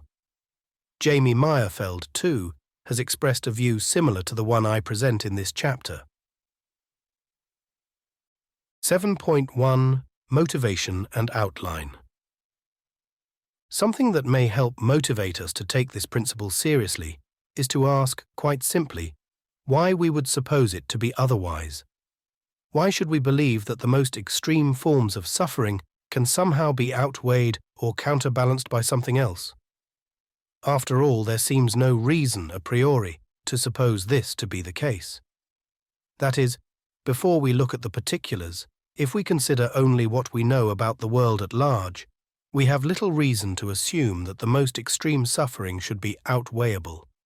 By all appearances, the world was not designed to make the well-being of sentient beings net positive, nor does anything we know about the universe at large guarantee that such net positive well-being is even a possibility in principle. In short, we have no a priori reason to assume a positive story in this regard. It may be objected that we have no reason to assume a negative story either. And this is true. The point here is just that we should make no strong a priori assumptions in either direction. What I shall argue, however, is that when we proceed to look at the relevant particulars, especially the felt experience of extreme suffering, we do indeed, as sympathetic beings, find overwhelming reason to draw a negative conclusion. A first glance at the particulars may appear to suggest the opposite conclusion. After all, common sense would seem to say that if a conscious subject considers some state of suffering worth experiencing in order to attain some given pleasure, then this pleasure is indeed worth the suffering. Yet this view runs into serious problems in cases where subjects consider their suffering unoutweighable by any amount of pleasure. For what would the common sense view say in such a situation? That the suffering indeed cannot be outweighed by any pleasure. That would seem an intuitive suggestion. Yet the problem is that we can also imagine the case of an experience of some pleasure that the subject, in that experience moment, considers so great that it can outweigh even the worst forms of suffering, which leaves us with mutually incompatible value claims, although one can reasonably doubt the existence of such positive states, whereas, as we shall see below, the existence of correspondingly negative experiences is a certainty. How are we to evaluate these claims? The common sense method of evaluation invoked above has clearly broken down at this point, and is entirely silent on the matter. We are forced to appeal to another principle of evaluation. And the principle we should employ is, I maintain, to sympathize with those who are the worst off. Hence the principle of sympathy for intense suffering. We should sympathize with the evaluations of those subjects who experience suffering so intense that they 1. Consider it unbearable, i.e., they cannot consent to it even if they try their hardest, and 2. Consider it unoutweighable by any positive good, even if only for a brief experience moment. More precisely, we should minimize the amount of such experience moments of extreme suffering. Note that as I defend this principle, it applies both intrapersonally and interpersonally, yet one may also accept it only in the interpersonal case, which is the most morally relevant case at any rate. 7.2 Common sense support. This principle has a lot of support from common sense. For example, imagine that 2 children are offered to ride a roller coaster. One child would find the ride very pleasant, while the other would find it very unpleasant. And imagine furthermore that the only 2 options available are that they either both ride or neither of them ride, and if neither of them ride, they are both perfectly fine. Which of these options should we ideally realize? Common sense would seem to say that we should sympathize with and prioritize the child who would find the ride very unpleasant, and hence choose the outcome in which there is no harm and no victim. The mere pleasure of the ride-positive child does not justify a violation of the interest of the other child not to suffer a very unpleasant experience. The interest in not enduring such suffering is far more fundamental and hence has ethical primacy. Indeed, one can argue that there is no genuine interest to have a very pleasant experience if the absence of such an experience is also considered perfectly okay and unproblematic. Of course, children in the real world who want roller coaster rides rarely consider it wholly unproblematic if they do not ride. Arguably, common sense even suggests the same in the case where there are many more children who would find the ride very pleasant, while still only one child who would find it very unpleasant, provided again that the children will all be perfectly fine if they do not ride. And yet the suffering in this example, a very unpleasant experience on a roller coaster, can hardly be said to count as extreme, much less an instance of the worst forms of suffering. The forms of suffering that constitute the strongest support for the principle of sympathy for intense suffering. Such intense suffering, even if balanced against the most intense forms of pleasure, only demands even stronger relative priority. However bad we may consider the imposition of a very unpleasant experience for the sake of a very pleasant one, the imposition of extreme suffering for the sake of extreme pleasure must be deemed far worse. 7.3 The horrendous support. The worst forms of suffering are so terrible that merely thinking about them for a brief moment can leave us in a state of horror for a good while. Thus, we naturally prefer not to contemplate these things. Yet if we are to make sure that we have our priorities right and that our views about what matters most in this world are as well considered as possible, then we cannot shy away from the task of contemplating and trying to appreciate the disvalue of these worst of horrors. This is no easy task, and not just because we are reluctant to think about the issue in the first place, but also because it is difficult to gain anything close to a true appreciation of the reality in question. As David Pearce writes, "It's easy to convince oneself that things can't really be that bad, that the horror invoked is being overblown, that what is going on elsewhere in space-time is somehow less real than this here and now, or that the good in the world somehow offsets the bad. Yet however vividly one thinks one can imagine what agony, torture or suicidal despair must be like, the reality is inconceivably worse. Hazy images of Orwell's Room 101 barely hint at what I'm talking about. The force of inconceivably is itself largely inconceivable here." A footnote here reads, "A personal anecdote of mine in support of Pearce's quote is that, although I write a lot about reducing suffering, I am always unpleasantly surprised by how bad it is when I experience even just borderline intense suffering. I then always get the sense that I have no idea what I'm talking about when I discuss suffering in my usual happy state, although the words I use in that state are quite accurate, that it is really bad. It truly is inconceivable, as we simply cannot simulate that badness in a remotely faithful way when we are feeling good, analogous to the phenomenon of binocular rivalry, where we can only perceive one of two visual images at a time. That's the end of the footnote. Many torture victims have echoed this sentiment of inconceivability and inexpressibility.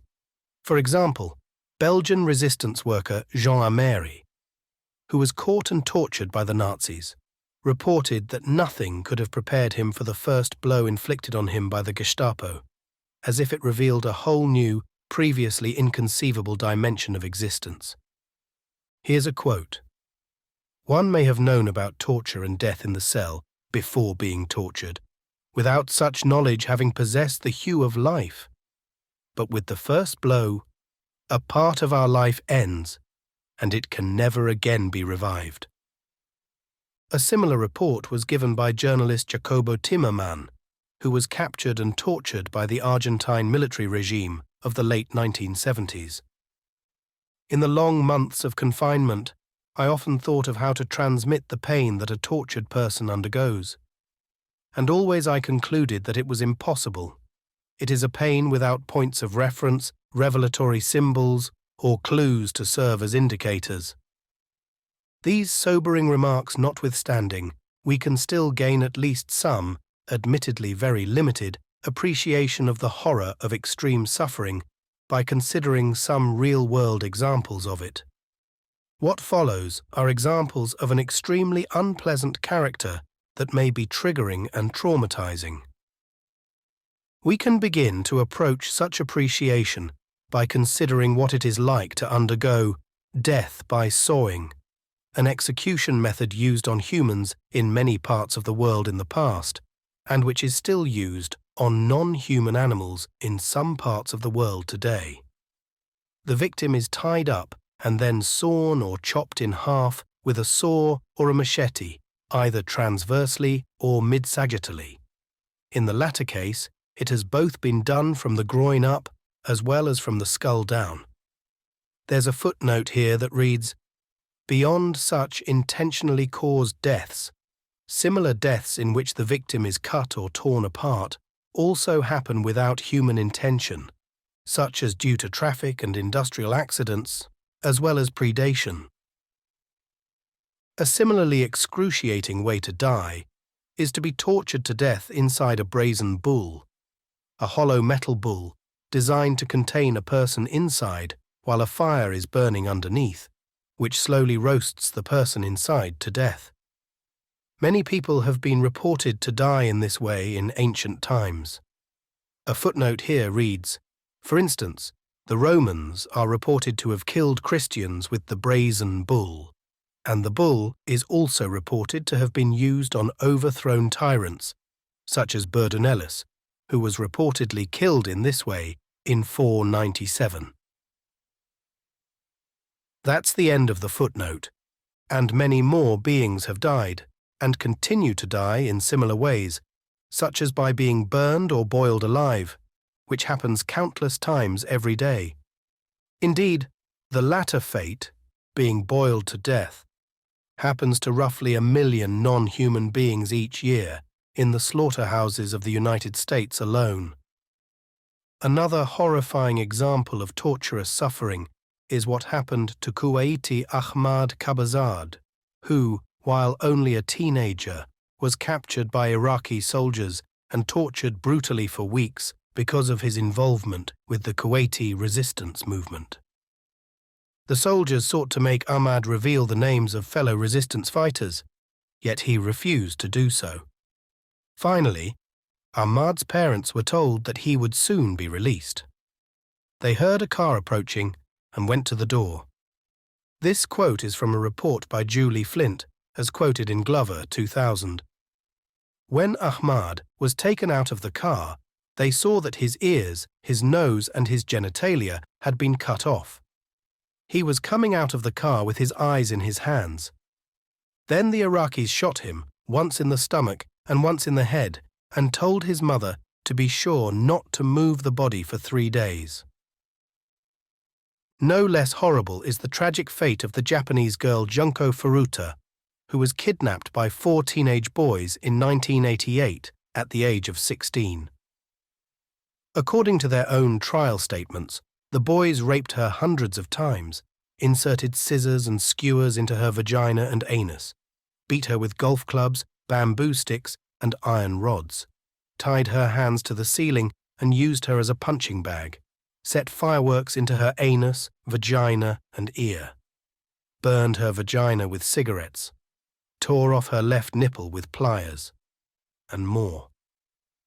Eventually, she was no longer able to move from the ground, and she repeatedly begged the boys to kill her, which they eventually did, after 44 days, by pouring lighter fluid on her face and body and setting her on fire.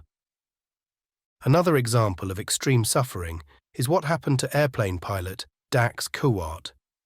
In 1973, at the age of 25, Dax went on a trip with his father to visit land that he considered buying. Unfortunately, due to a pipeline leak, the air over the land was filled with propane gas, which is highly flammable when combined with oxygen. As they tried to start their car, the propane ignited, and the 2 men found themselves in a burning inferno. Dax's father died, and Dax himself had much of his hands, eyes, and ears burned away. 2/3 of his skin was severely burned. The case of Dax has since become quite famous, not only because of the extreme horror he experienced during and after the explosion, but also because of the ethical issues raised by his treatment, which turned out to be about as torturous as the explosion itself.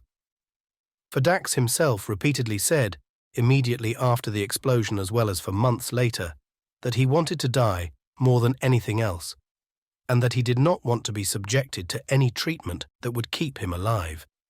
Nonetheless, he was forcibly treated for a period of 14 months, during which he tried to end his life several times. After his treatment, Dax managed to recover and live what he considered a happy life. He successfully sued the oil company responsible for the pipeline leak, which left him financially secure. He earned a law degree, got married, and reported to have had some very, very good experiences after the accident. Yet even from this position of an accomplished and self-reportedly happy life, he still wished that he had been euthanized rather than treated. In Dax's own view, no happiness could ever compensate for what he went through. This kind of evaluation is exactly what the ethical principle advocated here centers on, and what the principle amounts to is essentially a refusal to claim that Dax's evaluation, or any other like it, is wrong.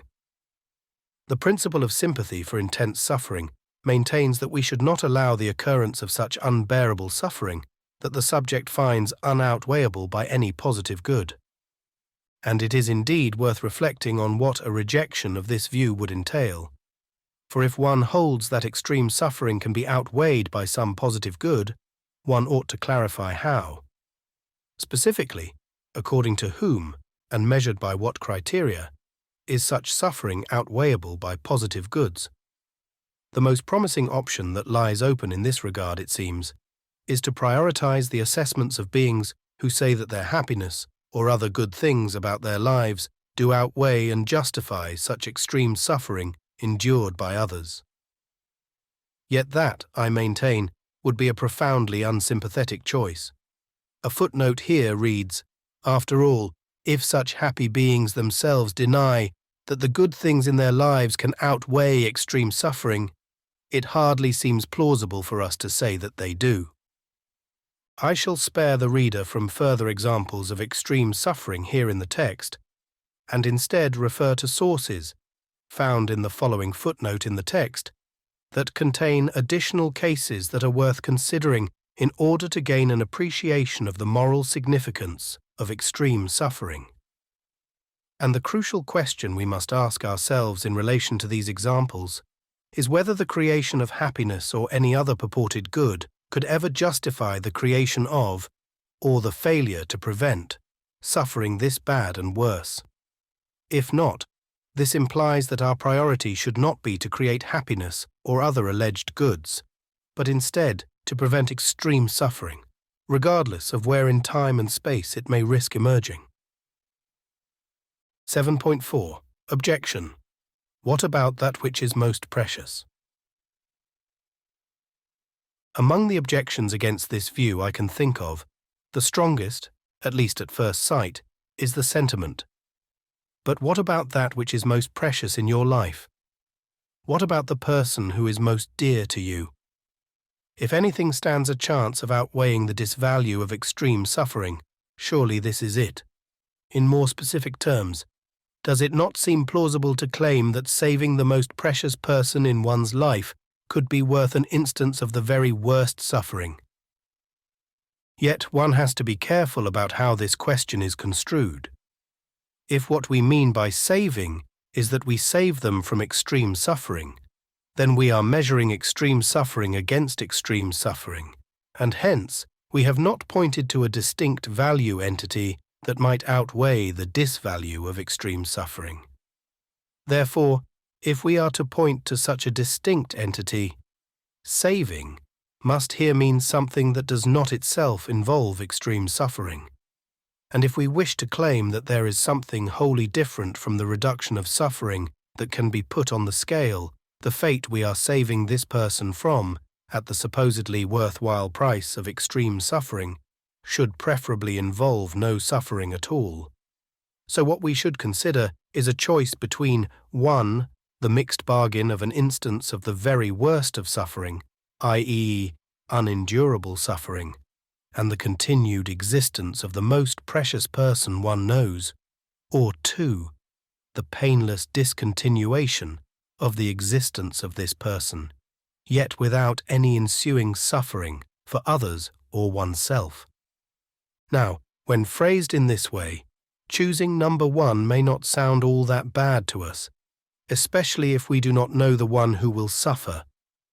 Yet this would be cheating, nothing but an appeal to our all too partial morale intuitions. It clearly betrays the principle of impartiality, according to which it should not matter whom the suffering in question is imposed upon. It should be considered equally disvaluable regardless.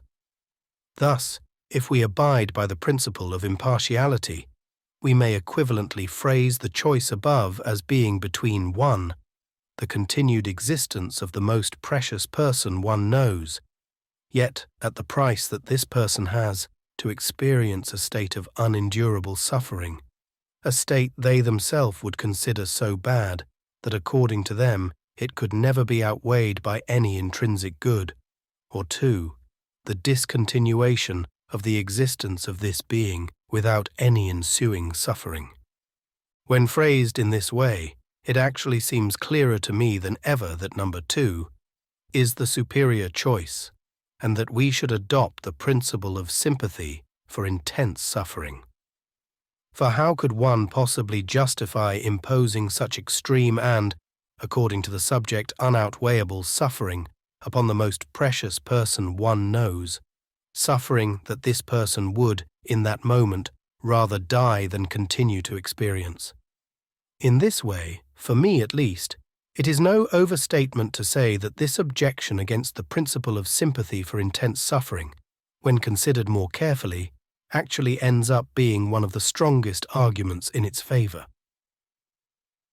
The principle of sympathy for intense suffering, defended here, stems neither from depression nor resentment. Rather, as the name implies, it simply stems from a deep sympathy for intense suffering. It stems from a firm choice to side with the evaluations of those who are superlatively worst off.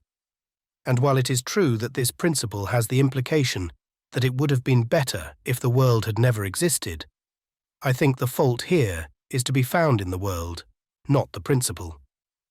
Some pockets of the universe are in a state of insufferable darkness, Such suffering is like a black hole that sucks all light out of the world. Or rather, if all the light of the world has any intrinsic value, it pales in comparison to the disvalue of this darkness. Yet, by extension, this also implies that there is a form of light whose value does compare to this darkness, and that is the kind of light we should aspire to become. The light that brightens and prevents the unendurable darkness of the world. There's a footnote here that reads, I suspect that both the content and phrasing of the last couple of sentences are inspired by the following quote, I saw written on Facebook by Robert Daoust. What is at the center of the universe of ethics, I suggest, is not the sun of the good and its play of bad shadows, but the black hole of suffering. 8. Anti-speciesism. Speciesism, by analogy with racism, must also be condemned. Peter Singer, The Effective Altruism Handbook. Speciesism, as noted earlier, is discrimination against beings based on their species membership. If we are to stay true to the core virtue of impartiality, then such discrimination must be rejected. 8.1. The indefensibility of our prevailing view. The prevailing view of the respective moral status of human and non-human individuals is that the former matter far more than the latter, if the latter matter at all. The question, then, is what reasons can be given for this difference in our view. A common response is that the reason for our discrimination is that humans are more intelligent than other animals. Yet the problem with this claim is that we do not assign differential moral value to human individuals on the basis of their intelligence, no matter how broadly we construe this term. Humans who do not possess certain cognitive abilities, such as the ability to speak or plan for the future, are not considered less morally valuable than those who do possess these abilities, which forces us to reconsider this purported reason for our discrimination. As Peter Singer notes, if possessing a higher degree of intelligence does not entitle one human to use another for his or her own ends, how can it entitle humans to exploit non-humans for the same purpose? So, if not intelligence, what might then be the reason for our discrimination? A more sophisticated argument might be that the crucial difference is that humans are more sentient than other animals.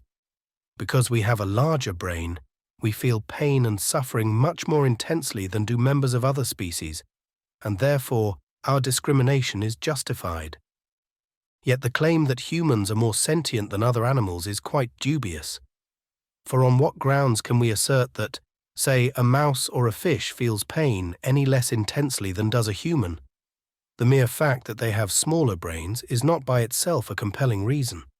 After all, children have smaller brains than adults, yet should children feel pain any less intensely than adults? It appears that they do not, and the opposite could well be the case.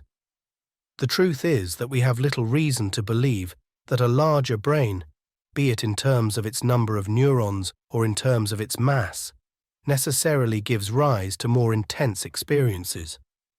Sure, it seems reasonable to expect that there is some relationship between brain complexity and the quality and intensity of the experiences a brain can give rise to. There's a footnote here that reads, Oscar Horter comments, edited slightly. There is certainly a relationship between brain complexity and the complexity of experiences, but regarding the intensity, it's a common claim, yet it is just a supposition. I haven't seen any evidence for it.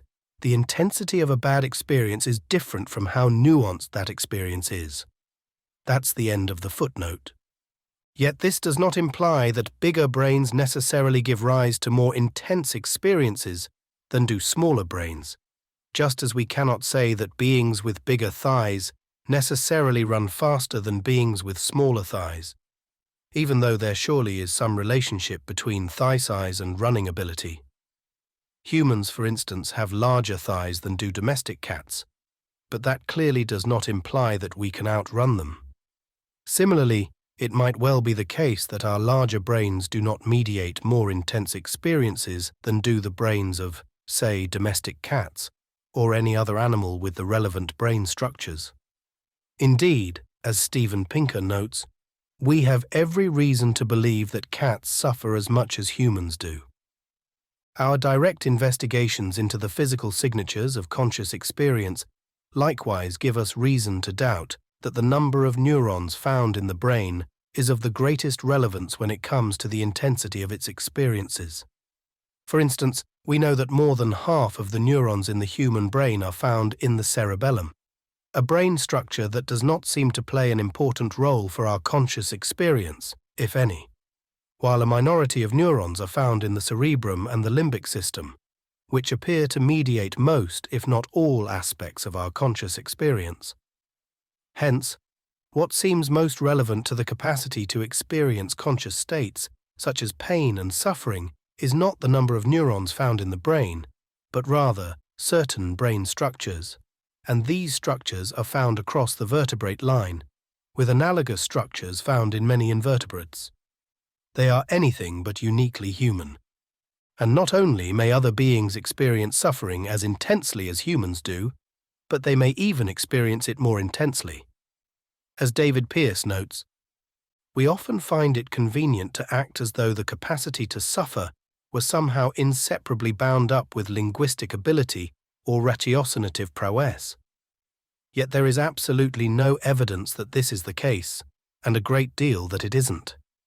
The functional regions of the brain which subserve physical agony, the pain centers, and the mainly limbic substrates of emotion appear in phylogenetic terms to be remarkably constant in the vertebrate line.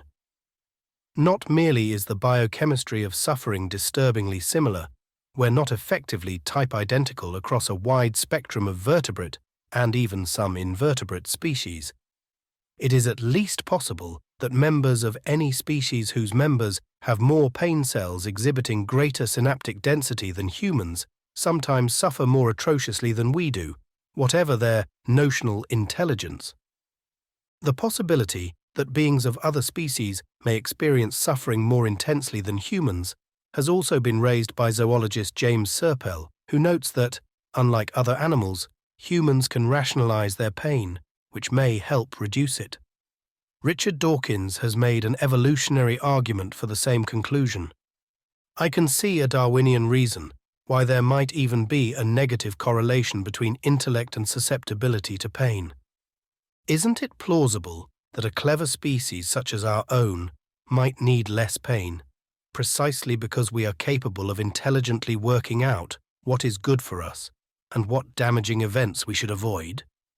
Isn't it plausible that an unintelligent species might need a massive wallop of pain to drive home a lesson that we can learn with less powerful inducement? At very least, I conclude that we have no general reason to think that non-human animals feel pain less acutely than we do, and we should in any case give them the benefit of the doubt. But even if we were to grant that the smaller brains of most non-human animals mediate less intense experiences than do the bigger brains of humans, this would still not justify disregarding them in moral terms. After all, there are also humans who have much smaller brains than most other humans, such as those who are born without cerebral hemispheres. A footnote here reads, for instance, some children with hydranencephaly have no cerebral cortex at all. Of course, when it comes to such humans, it is clear that the assumption that smaller-brained beings suffer less than bigger-brained ones is highly questionable, and the opposite cannot readily be ruled out, i.e., they may well experience many sensations more intensely than do humans with bigger brains. Yet even if we were to grant that humans with substantially smaller brains suffer less, what would the implications be? Not that significant, it seems, as it is clear that all sentient humans matter morally regardless of the size of their brains. It is clear that they are beings whose suffering we have good reason to alleviate, and whose fundamental interests should not be trumped by the trivial interests of others. And needless to say, The same applies to all sentient beings whose brains are similarly different from the average human brain. To believe otherwise would be to engage in discrimination based on species membership. More generally, for any cognitive ability we may point to as the crucial ability that non-human animals lack, and which supposedly justifies discrimination against them, we can likewise point to human individuals who do not possess this ability. Yet when it comes to such human individuals, very few seem tempted to argue that we are justified in discriminating against them based on such differences. Indeed, we tend to actively deny that this is the case, which suggests that these differences are not the real reason we discriminate against non-human individuals, and that we instead merely invoke these differences as a rationalization. As the above indicates, the root source of our speciesism is not a careful examination of the neurophysiology of non-human animals, but instead, rather unsurprisingly, something much more crude. In particular, our moral intuitions appear to be animated by a bodyism of sorts. After all, we would never find it justifiable to morally disregard and kill a sentient being with a human body just because this being has the mind of a cow or a chicken or any other kind of mind. So why then do we find it acceptable to morally disregard and kill a cow or a chicken with reference to the fact that they have the mind of a cow or a chicken? Clearly, the mind is not the determining factor for us. If only we transplanted the mind-brain of any sentient non-human animal into a human body, this would apparently be enough to protect this being from our speciesism. Yet this perfectly exposes our ethical failure on this point, as it obviously betrays one of the most fundamental ethical values we all hold, namely that we should not value a being differently based on the external appearances of that being. Quite simply, our speciesist attitudes and practices cannot be justified. Discrimination based on species membership is no more justifiable than discrimination against humans based on their race, sex, or cognitive abilities, and it should be condemned just as strongly. Add to this the fact that non-human beings constitute the vast majority of sentient beings on the planet. More than 99.99% of sentient vertebrates are non-human, and it becomes apparent just how skewed and indefensible our prevailing moral and altruistic priorities are. One might object that our focus is not skewed if we count the total number of brain cells found in different classes of animals. Yet, this is not true, since there are more than 100 times as many neurons in the total mass of insect brains alone than there are in all human brains, and there likewise seem to be around 10 to 100 times more fish neurons than there are human neurons.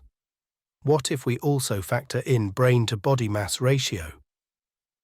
This only favors insects more, as they generally have large such ratios, much larger than those of humans.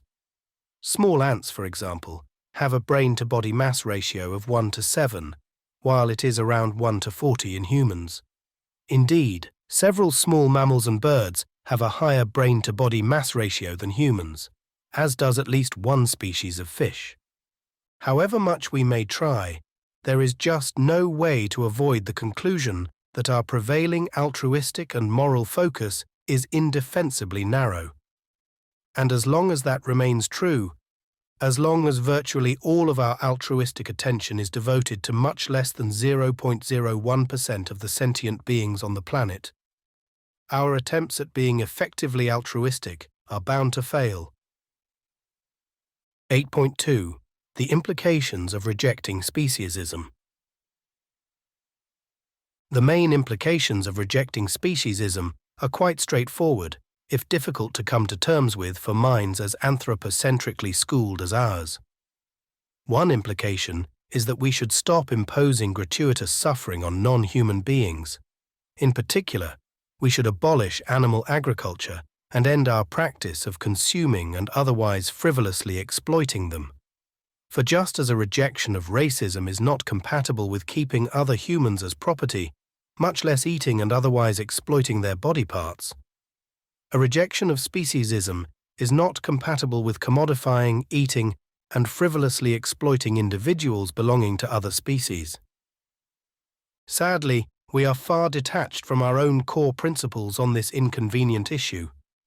Not only are we discriminating against beings based on their external appearances, but we also fail to stay true to the concern for suffering that most of us claim to have.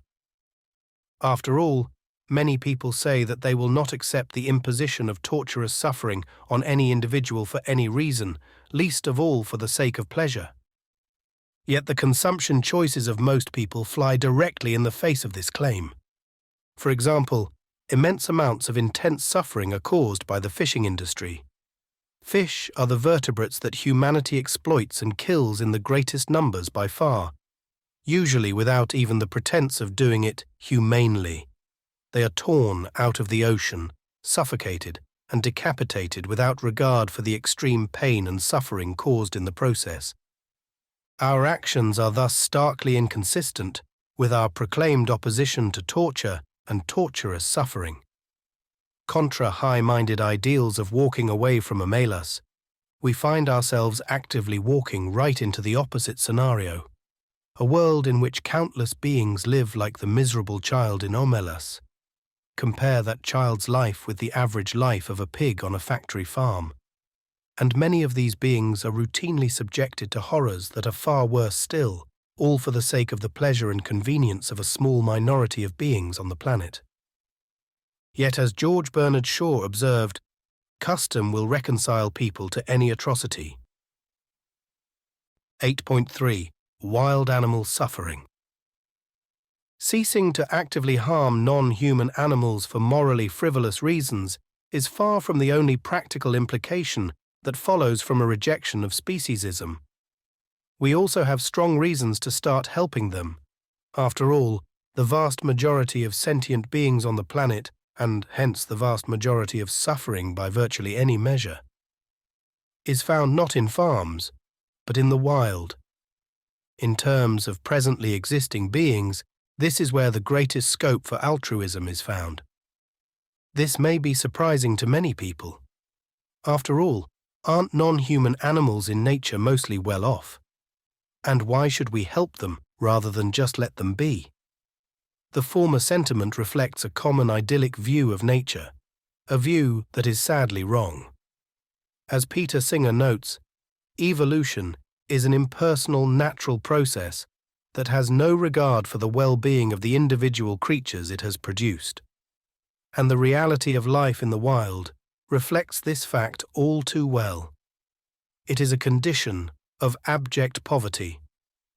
Just like humans who live in extreme poverty, non-human beings in nature suffer from readily preventable diseases, starvation, parasitism, lack of basic safety, etc. And just like humans, non-human individuals have an interest in avoiding such misery, which leads us to the second question: why should we care and do something about it? In short, because not considering the interests of these beings would be an indefensible speciesist position. When it comes to humans, we realize that we have strong reasons to do something to alleviate conditions of abject poverty and extreme misery, even if we have played no part in creating these ills. And to think that this changes when the afflicted beings are non-human individuals simply amounts to unjustified discrimination. It is to fail to give proper consideration to the interests of beings merely because they belong to another species. But what can we do about such suffering? This is no doubt a difficult question to answer in much detail at this early stage. Some answers have been proposed, however, one of them being the practice of compassionate biology, defended by David Pearce, which entails cross-species fertility regulation and the use of modern technology to create a pan-species welfare state in tomorrow's nature reserves, in short, high-tech Jainism. Yet even if we had no proposed answers of this sort, we would still not have reason to dismiss the issue altogether. Again, consider the case of human poverty. The mere fact that this is a difficult problem to solve does not mean that we should give up and do nothing. On the contrary, it implies that we should do more research and think harder about how we might be able to improve the situation. So too with the problem of suffering in the wild. Rather than ignore it or give up, we have good reasons to do more research. Supporting such research efforts is one thing we can do at this point. Another is to promote the idea that we should reduce suffering in nature and to promote concern for non-human individuals in general, both of which are the focus of the organization Animal Ethics. Thus, the idea that there is nothing we can do about this problem at this point is really quite false. 8.4. We should expect to be extremely biased about speciesism.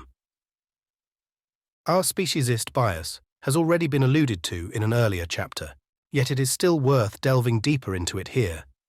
For if ever there were a bias that we evolved not to transcend, it is surely this. After all, we evolved in a context in which our survival depended on our killing and eating non-human beings. For most of our evolutionary history, the questioning of such a practice and the belief that non-human beings should be taken seriously in moral terms meant a radically decreased probability of survival and reproduction. And this would likely also apply to one's entire tribe if one were to start spreading such a sentiment, which might help explain the visceral threat that many people seem to feel upon engaging with supporters of this sentiment today. In other words, having significant moral concern for non-human beings was not a recipe for survival in our evolutionary past. It was more like a death sentence. For this reason alone, we should expect to be extremely biased on this matter. And yet this evolutionary tale is far from the full story, as there is also a cultural story to be told, which provides even more reasons to expect our outlook to be intensely biased. For on top of our likely speciesist biological hardware, we also have the software of cultural programming running, and it runs the ultimate propaganda campaign against concern for non-human beings. Indeed, if we ran just a remotely similar campaign against humans, we would consider the term propaganda a gross understatement. Their body parts are for sale at every supermarket and on the menu for virtually every meal. Their skin is ripped off their bodies and used for handbags, shoes, and sports equipment. Their names are used pejoratively in every other sentence. Why, indeed, would anyone expect this to leave our moral cognition with respect to these beings biased in the least? Or rather, why should we expect to stand any chance whatsoever of having just a single rational thought about the moral status of these beings? Well, we arguably shouldn't, not without immense amounts of effort spent rebelling against our crude nature and the atrocious culture that it has spawned. Another bias that is relevant to consider, on top of the preceding considerations, is that human altruism tends to be motivated by a hidden drive to show others how cool and likable we are, and to increase our own social status. To think that we transcend this motive merely by calling ourselves effective altruists would be naive. The problem then is that rejecting speciesism and taking the implications of such a rejection seriously is, sadly, seen as quite uncool at this point. If one were to do so, one would become more than a little obnoxious and unlikable in the eyes of most people, and be more like a favorite object of ridicule than of admiration, none of which is enticing for social creatures like us. So even if reason unanimously says that we should reject speciesism, we have 1,001 social reasons that say just the opposite.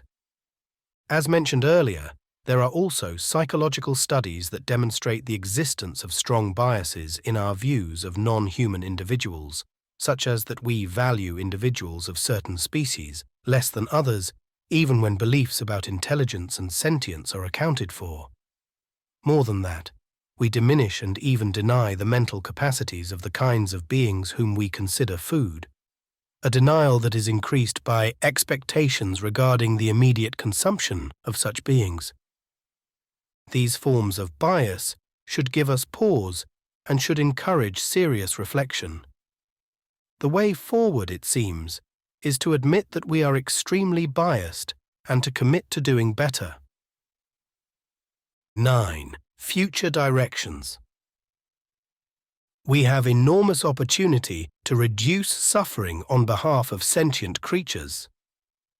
Brian Tomasic. So far we have seen a general introduction to some of the main ideas associated with effective altruism, followed by a brief case for suffering-focused ethics and a critique of our anthropocentric portrayal of the principle of impartiality. Given all of this, what are the implications? How do we best help others?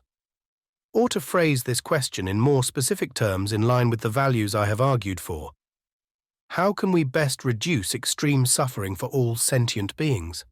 The first thing we should remind ourselves upon considering this question is, once again, that it is an open question. A significant amount of uncertainty regarding how we can best act in accordance with our values is unavoidable.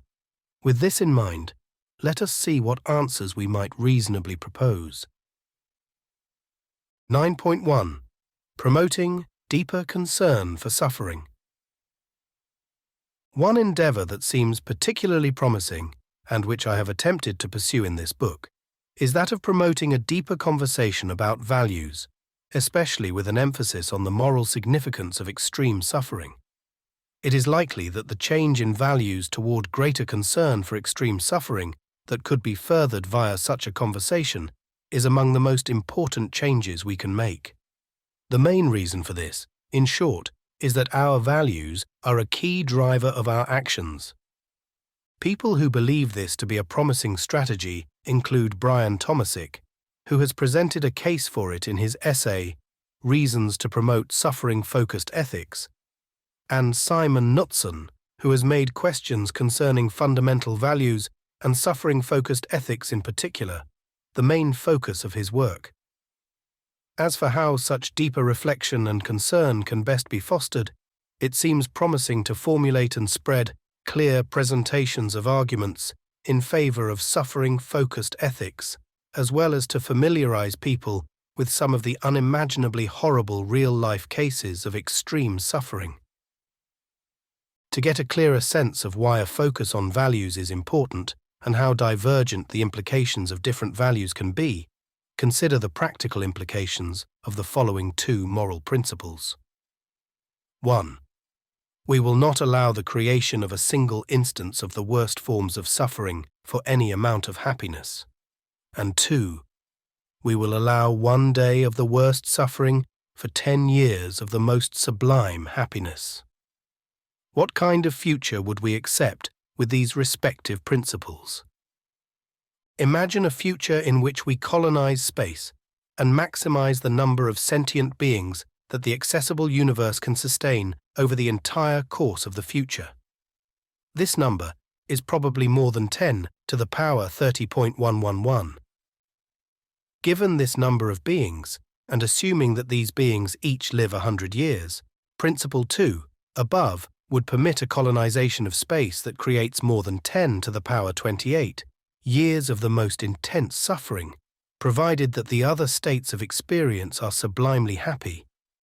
This is how extreme the practical difference can be between whether we consider suffering irredeemable or not. And notice that even if we altered the exchange rate by orders of magnitude, say, by requiring 10 to the power 15 times more sublime happiness per unit of extreme suffering than we did in Principle 2, above, we would still allow an enormous amount of extreme suffering to be created. In the concrete case of requiring 10 to the power 15 times more happiness, we would allow more than 10,000 billion years of the worst forms of suffering. 9.2. Reducing S-risks. The preceding discussion brings us to another strategy, namely to reduce risks of astronomical future suffering, also referred to as S-risks. For as much as we may hope that suffering will never occur at an astronomical scale, there is still a risk that it might. It can be difficult to see the relevance of this. After all, how could things possibly turn out so badly? Yet one can say a couple of things in response to such a sentiment. First, the probability of a very bad outcome need not be large for the expected value of trying to prevent it to be high. Second, the probability of an outcome that involves suffering on an astronomical scale is arguably not that small when we consider the many different ways such an outcome could come about. Third, we know that we have a tendency to engage in wishful thinking, which should make us skeptical of our inclination to dismiss these risks of bad outcomes. So, how may we best prevent S-risks? Some believe the optimal way is to influence the development of emerging technologies, especially artificial intelligence. Other promising strategies include the one outlined above, promoting deeper concern for suffering, as well as the one described in the following section. 9.3. Expanding humanity's moral circle. An endeavor that seems promising for reducing future suffering is to expand humanity's circle of moral consideration. Indeed, it seems that increased concern for suffering and moral circle expansion are both necessary yet insufficient for effectively reducing future suffering. For if we only expand our moral circle, yet fail to deepen our concern for extreme suffering, we will not reduce the risk of scenarios of the kind outlined above, with astronomical amounts of extreme suffering allowed for the sake of creating large amounts of happiness. At the same time, if we only deepen our concern for suffering without also expanding our moral circle, such deepened concern may end up not encompassing all beings who can suffer. One way to see the importance of expanding the moral circle is to consider how humanity currently devotes almost all its altruistic resources to a tiny fraction of sentient beings on the planet, while neglecting, and in many cases actively causing, the suffering of the rest. Additionally, there is a risk that other kinds of vulnerable non-human beings will emerge in the future, such as humanly created, i.e., artificial, non-human beings of some kind. Indeed, not only might such non-human beings eventually outnumber humans as much as non-human animals do today, but they may even come to outnumber humans or other agents in power by orders of magnitude more. How the moral circle of the future can best be expanded stands as an open question. Yet it seems that the promotion of concern for the morally excluded non-human beings who currently exist is a reasonable place to start, whether done by exposing people to the extensive cruelty that is being inflicted upon non-human animals, or by presenting arguments against speciesism. Such increased concern would not only reduce a lot of suffering in the near term, but would also help us think more clearly about non-human beings in general, which may put us on a better trajectory for the future. 9.4. Researching and reflecting on the question. The question of how we can best reduce extreme suffering is not merely open, but also highly neglected, which makes further research on it seem of great value. And there are indeed many diverse questions that are relevant to explore in this context, from how a moral priority to extreme suffering can best be promoted, to what institutions are most conducive to the prevention of extreme suffering. These questions matter deeply for our endeavor to reduce suffering, as the sophistication of our answers to them largely determines how effectively we can pursue this endeavor. Research on these questions is pursued at various organizations associated with effective altruism, including the Center on Long-Term Risk and the Center for Reducing Suffering. Again, I should note that I am a co-founder of CRS. Both of these organizations have an elaborate research agenda that can be found on their respective websites. 9.5. Far from Omelas. I should like to conclude this chapter by re-emphasizing a tragic fact that is all too easily forgotten by our wishful and optimistic minds, that fact being that the world we inhabit is hopelessly far from Omelas. For our world is unfortunately nothing like a near-paradisiacal city predicated on the misery of a single child. Rather, in our world, there are millions of starving children, and millions of children who die from such starvation or otherwise readily preventable causes every single year. And none of this misery serves to support a paradise or anything close to it. We do not live in a world where a starving child confined to a basement is anywhere near the worst forms of suffering that exist. Sadly, our world contains an incomprehensibly larger number of horrors of incomprehensibly greater severity, forms of suffering that make the sufferer wish dearly for a fate as lucky as that of the unfortunate child in Omelas. This is, of course, true, even if we only consider the human realm, yet it is even more true if we also, as we must, consider the realm of non-human individuals. Humanity subjects billions of land-living beings to conditions similar to those of the child in Omelas, and we inflict extreme suffering upon a significant fraction of them, by castrating them without anesthetics, boiling them alive, suffocating them, grinding them alive, etc.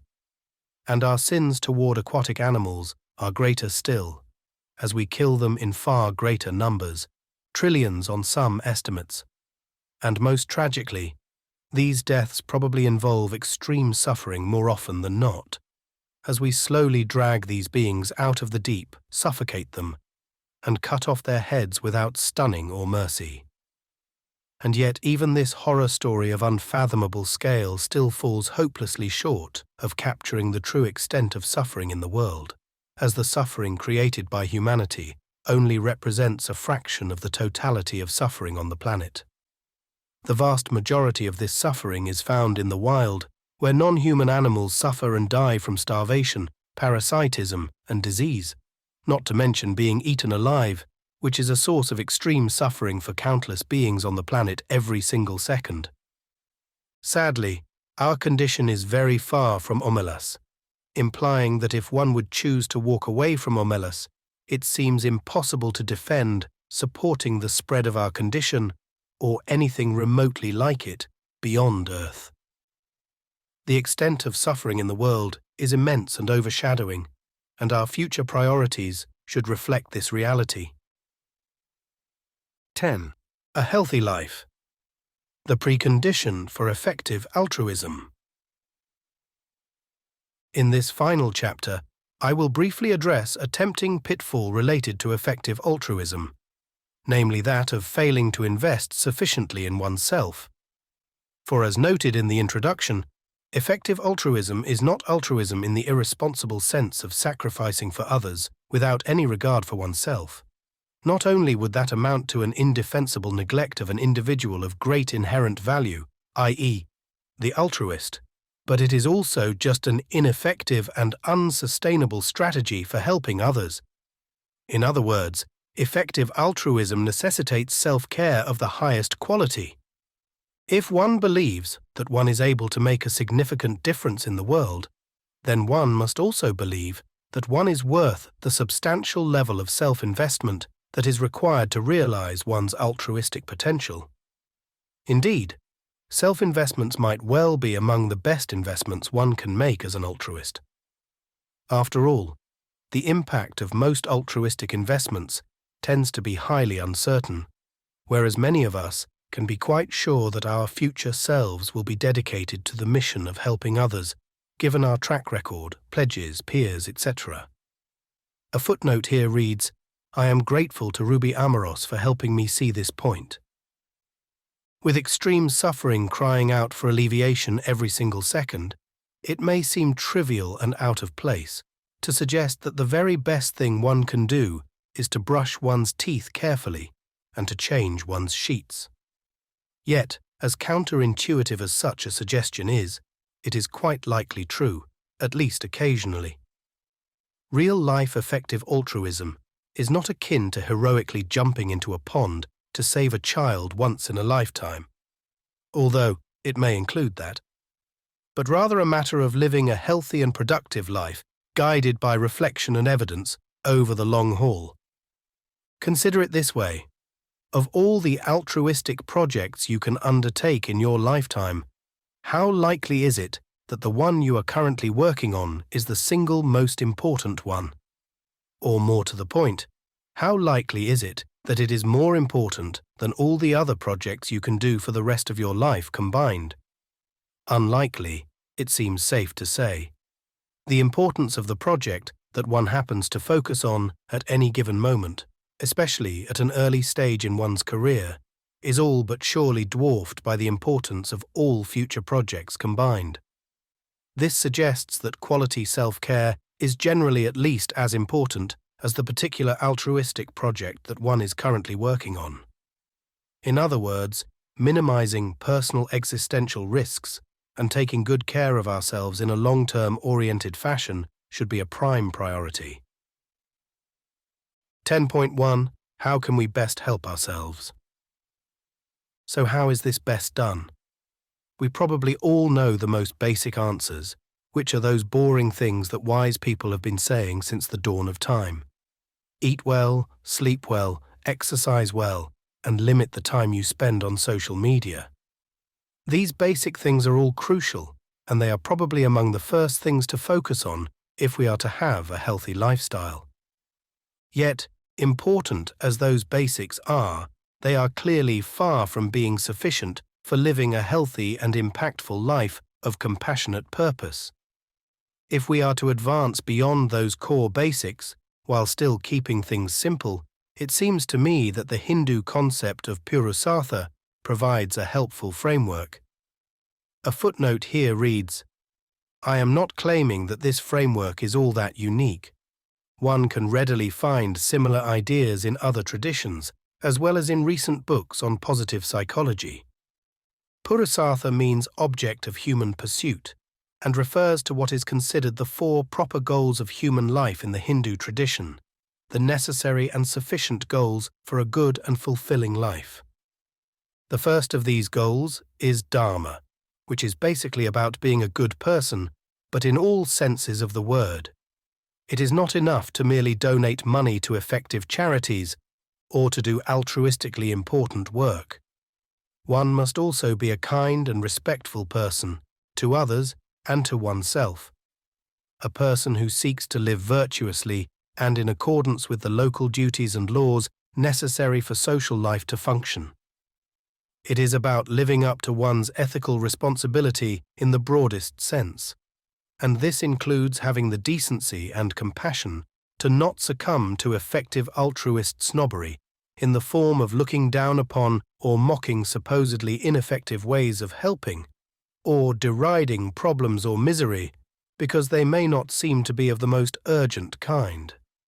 No matter how much extreme suffering there is in the world, it does not change the intrinsic badness of the distress of, say, a single homeless person, nor the fact that their distress is tragic and lamentable. To scorn at suffering and squalor, or at genuine attempts to help alleviate such misfortune, is not effective altruism, but merely a display of a lack of respect and empathetic understanding. Simply put, Dharma is the embodiment of the decency, responsibility, and kindness that not only makes life better for others around us, but which also tends to be deeply satisfying to ourselves. For example, giving to and doing things for others has been found to promote the well-being of the benefactor too. But it is also satisfying in that striving to live a responsible and ethical life can give us the feeling that we are living in a socially sustainable way that is in alignment with our own deepest values and highest purpose. Second, there is Artha, which is about having the basic means of life in order. It is about having a satisfying career and financial security, which enables one to live with a sense of safety, direction, and opportunities. It is also about having one's home, belongings, and daily rhythm and routine in order, keeping things clean and functional. Yet being an ethical person with a good career and an orderly home is not enough, of course. We humans are social animals who have deep needs beyond merely being paragons of virtue and career success. We also have needs for social and sensual connection, and this is the dimension of life covered by the concept of karma, as in Kama Sutra. Like Dharma, karma is also a very broad notion, one that stands for pleasure, but of many sorts. It is about desire, lust, and pleasures of the senses, but it is also about the deep loving connections we have with those closest to us. It is about having kindred spirits with whom we can share things openly and honestly, and who can give us comfort and support. Lastly, there is moksha, which means liberation from suffering. In some schools of Hinduism, this concept has strong superstitious connotations, but in others, as well as in the secular interpretation proposed here, it simply refers to the self-knowledge and freedom from suffering that one can attain via spiritual practice, where spiritual is just a synonym for meditative or contemplative. Such freedom may be brought about via yoga, meditation, or a quiet walk. In other words, moksha, as interpreted here, basically refers to a tranquilist cleaning practice of detaching from mental noise. For many of us, such a practice is crucial for living with less stress and anxiety, as well as for living with more resilience and peace. Indeed, as a large meta-analysis of studies on mindfulness meditation found, mindfulness-based therapy is an effective treatment for a variety of psychological problems and is especially effective for reducing anxiety, depression, and stress. Each of the 4 elements listed above seem, if not necessary, then at least helpful for most of us in order to live a healthy life in the sense most worth striving for. A life in which we work for the benefit of all sentient beings, and in which we are empowered by whatever connections and restorative practices that we need in order to be fulfilled and effective in the world. In short, a life in which we strive to be the light that brightens the darkness of the world. Acknowledgements. I should like to thank David Pierce for encouraging me to write this book and for providing comments and suggestions throughout the writing process. I also want to thank Simon Knutson for reading and commenting on parts of the book. David and Simon are not only supportive friends, but also intellectual inspirations who have influenced my views and the contents of this book significantly. I feel the same about Brian Tomasic, who also gave valuable feedback on the book, and whose writings, both public and private, have inspired, challenged, and consoled me a great deal over the years, for which I am very grateful. Indeed, beyond their personal support, David, Simon, and Brian all have my deepest gratitude for their profoundly important work. I should also like to thank Jonathan Layton, both for the important and inspiring work he does to prevent extreme suffering, as well as for carefully reading and commenting on a draft.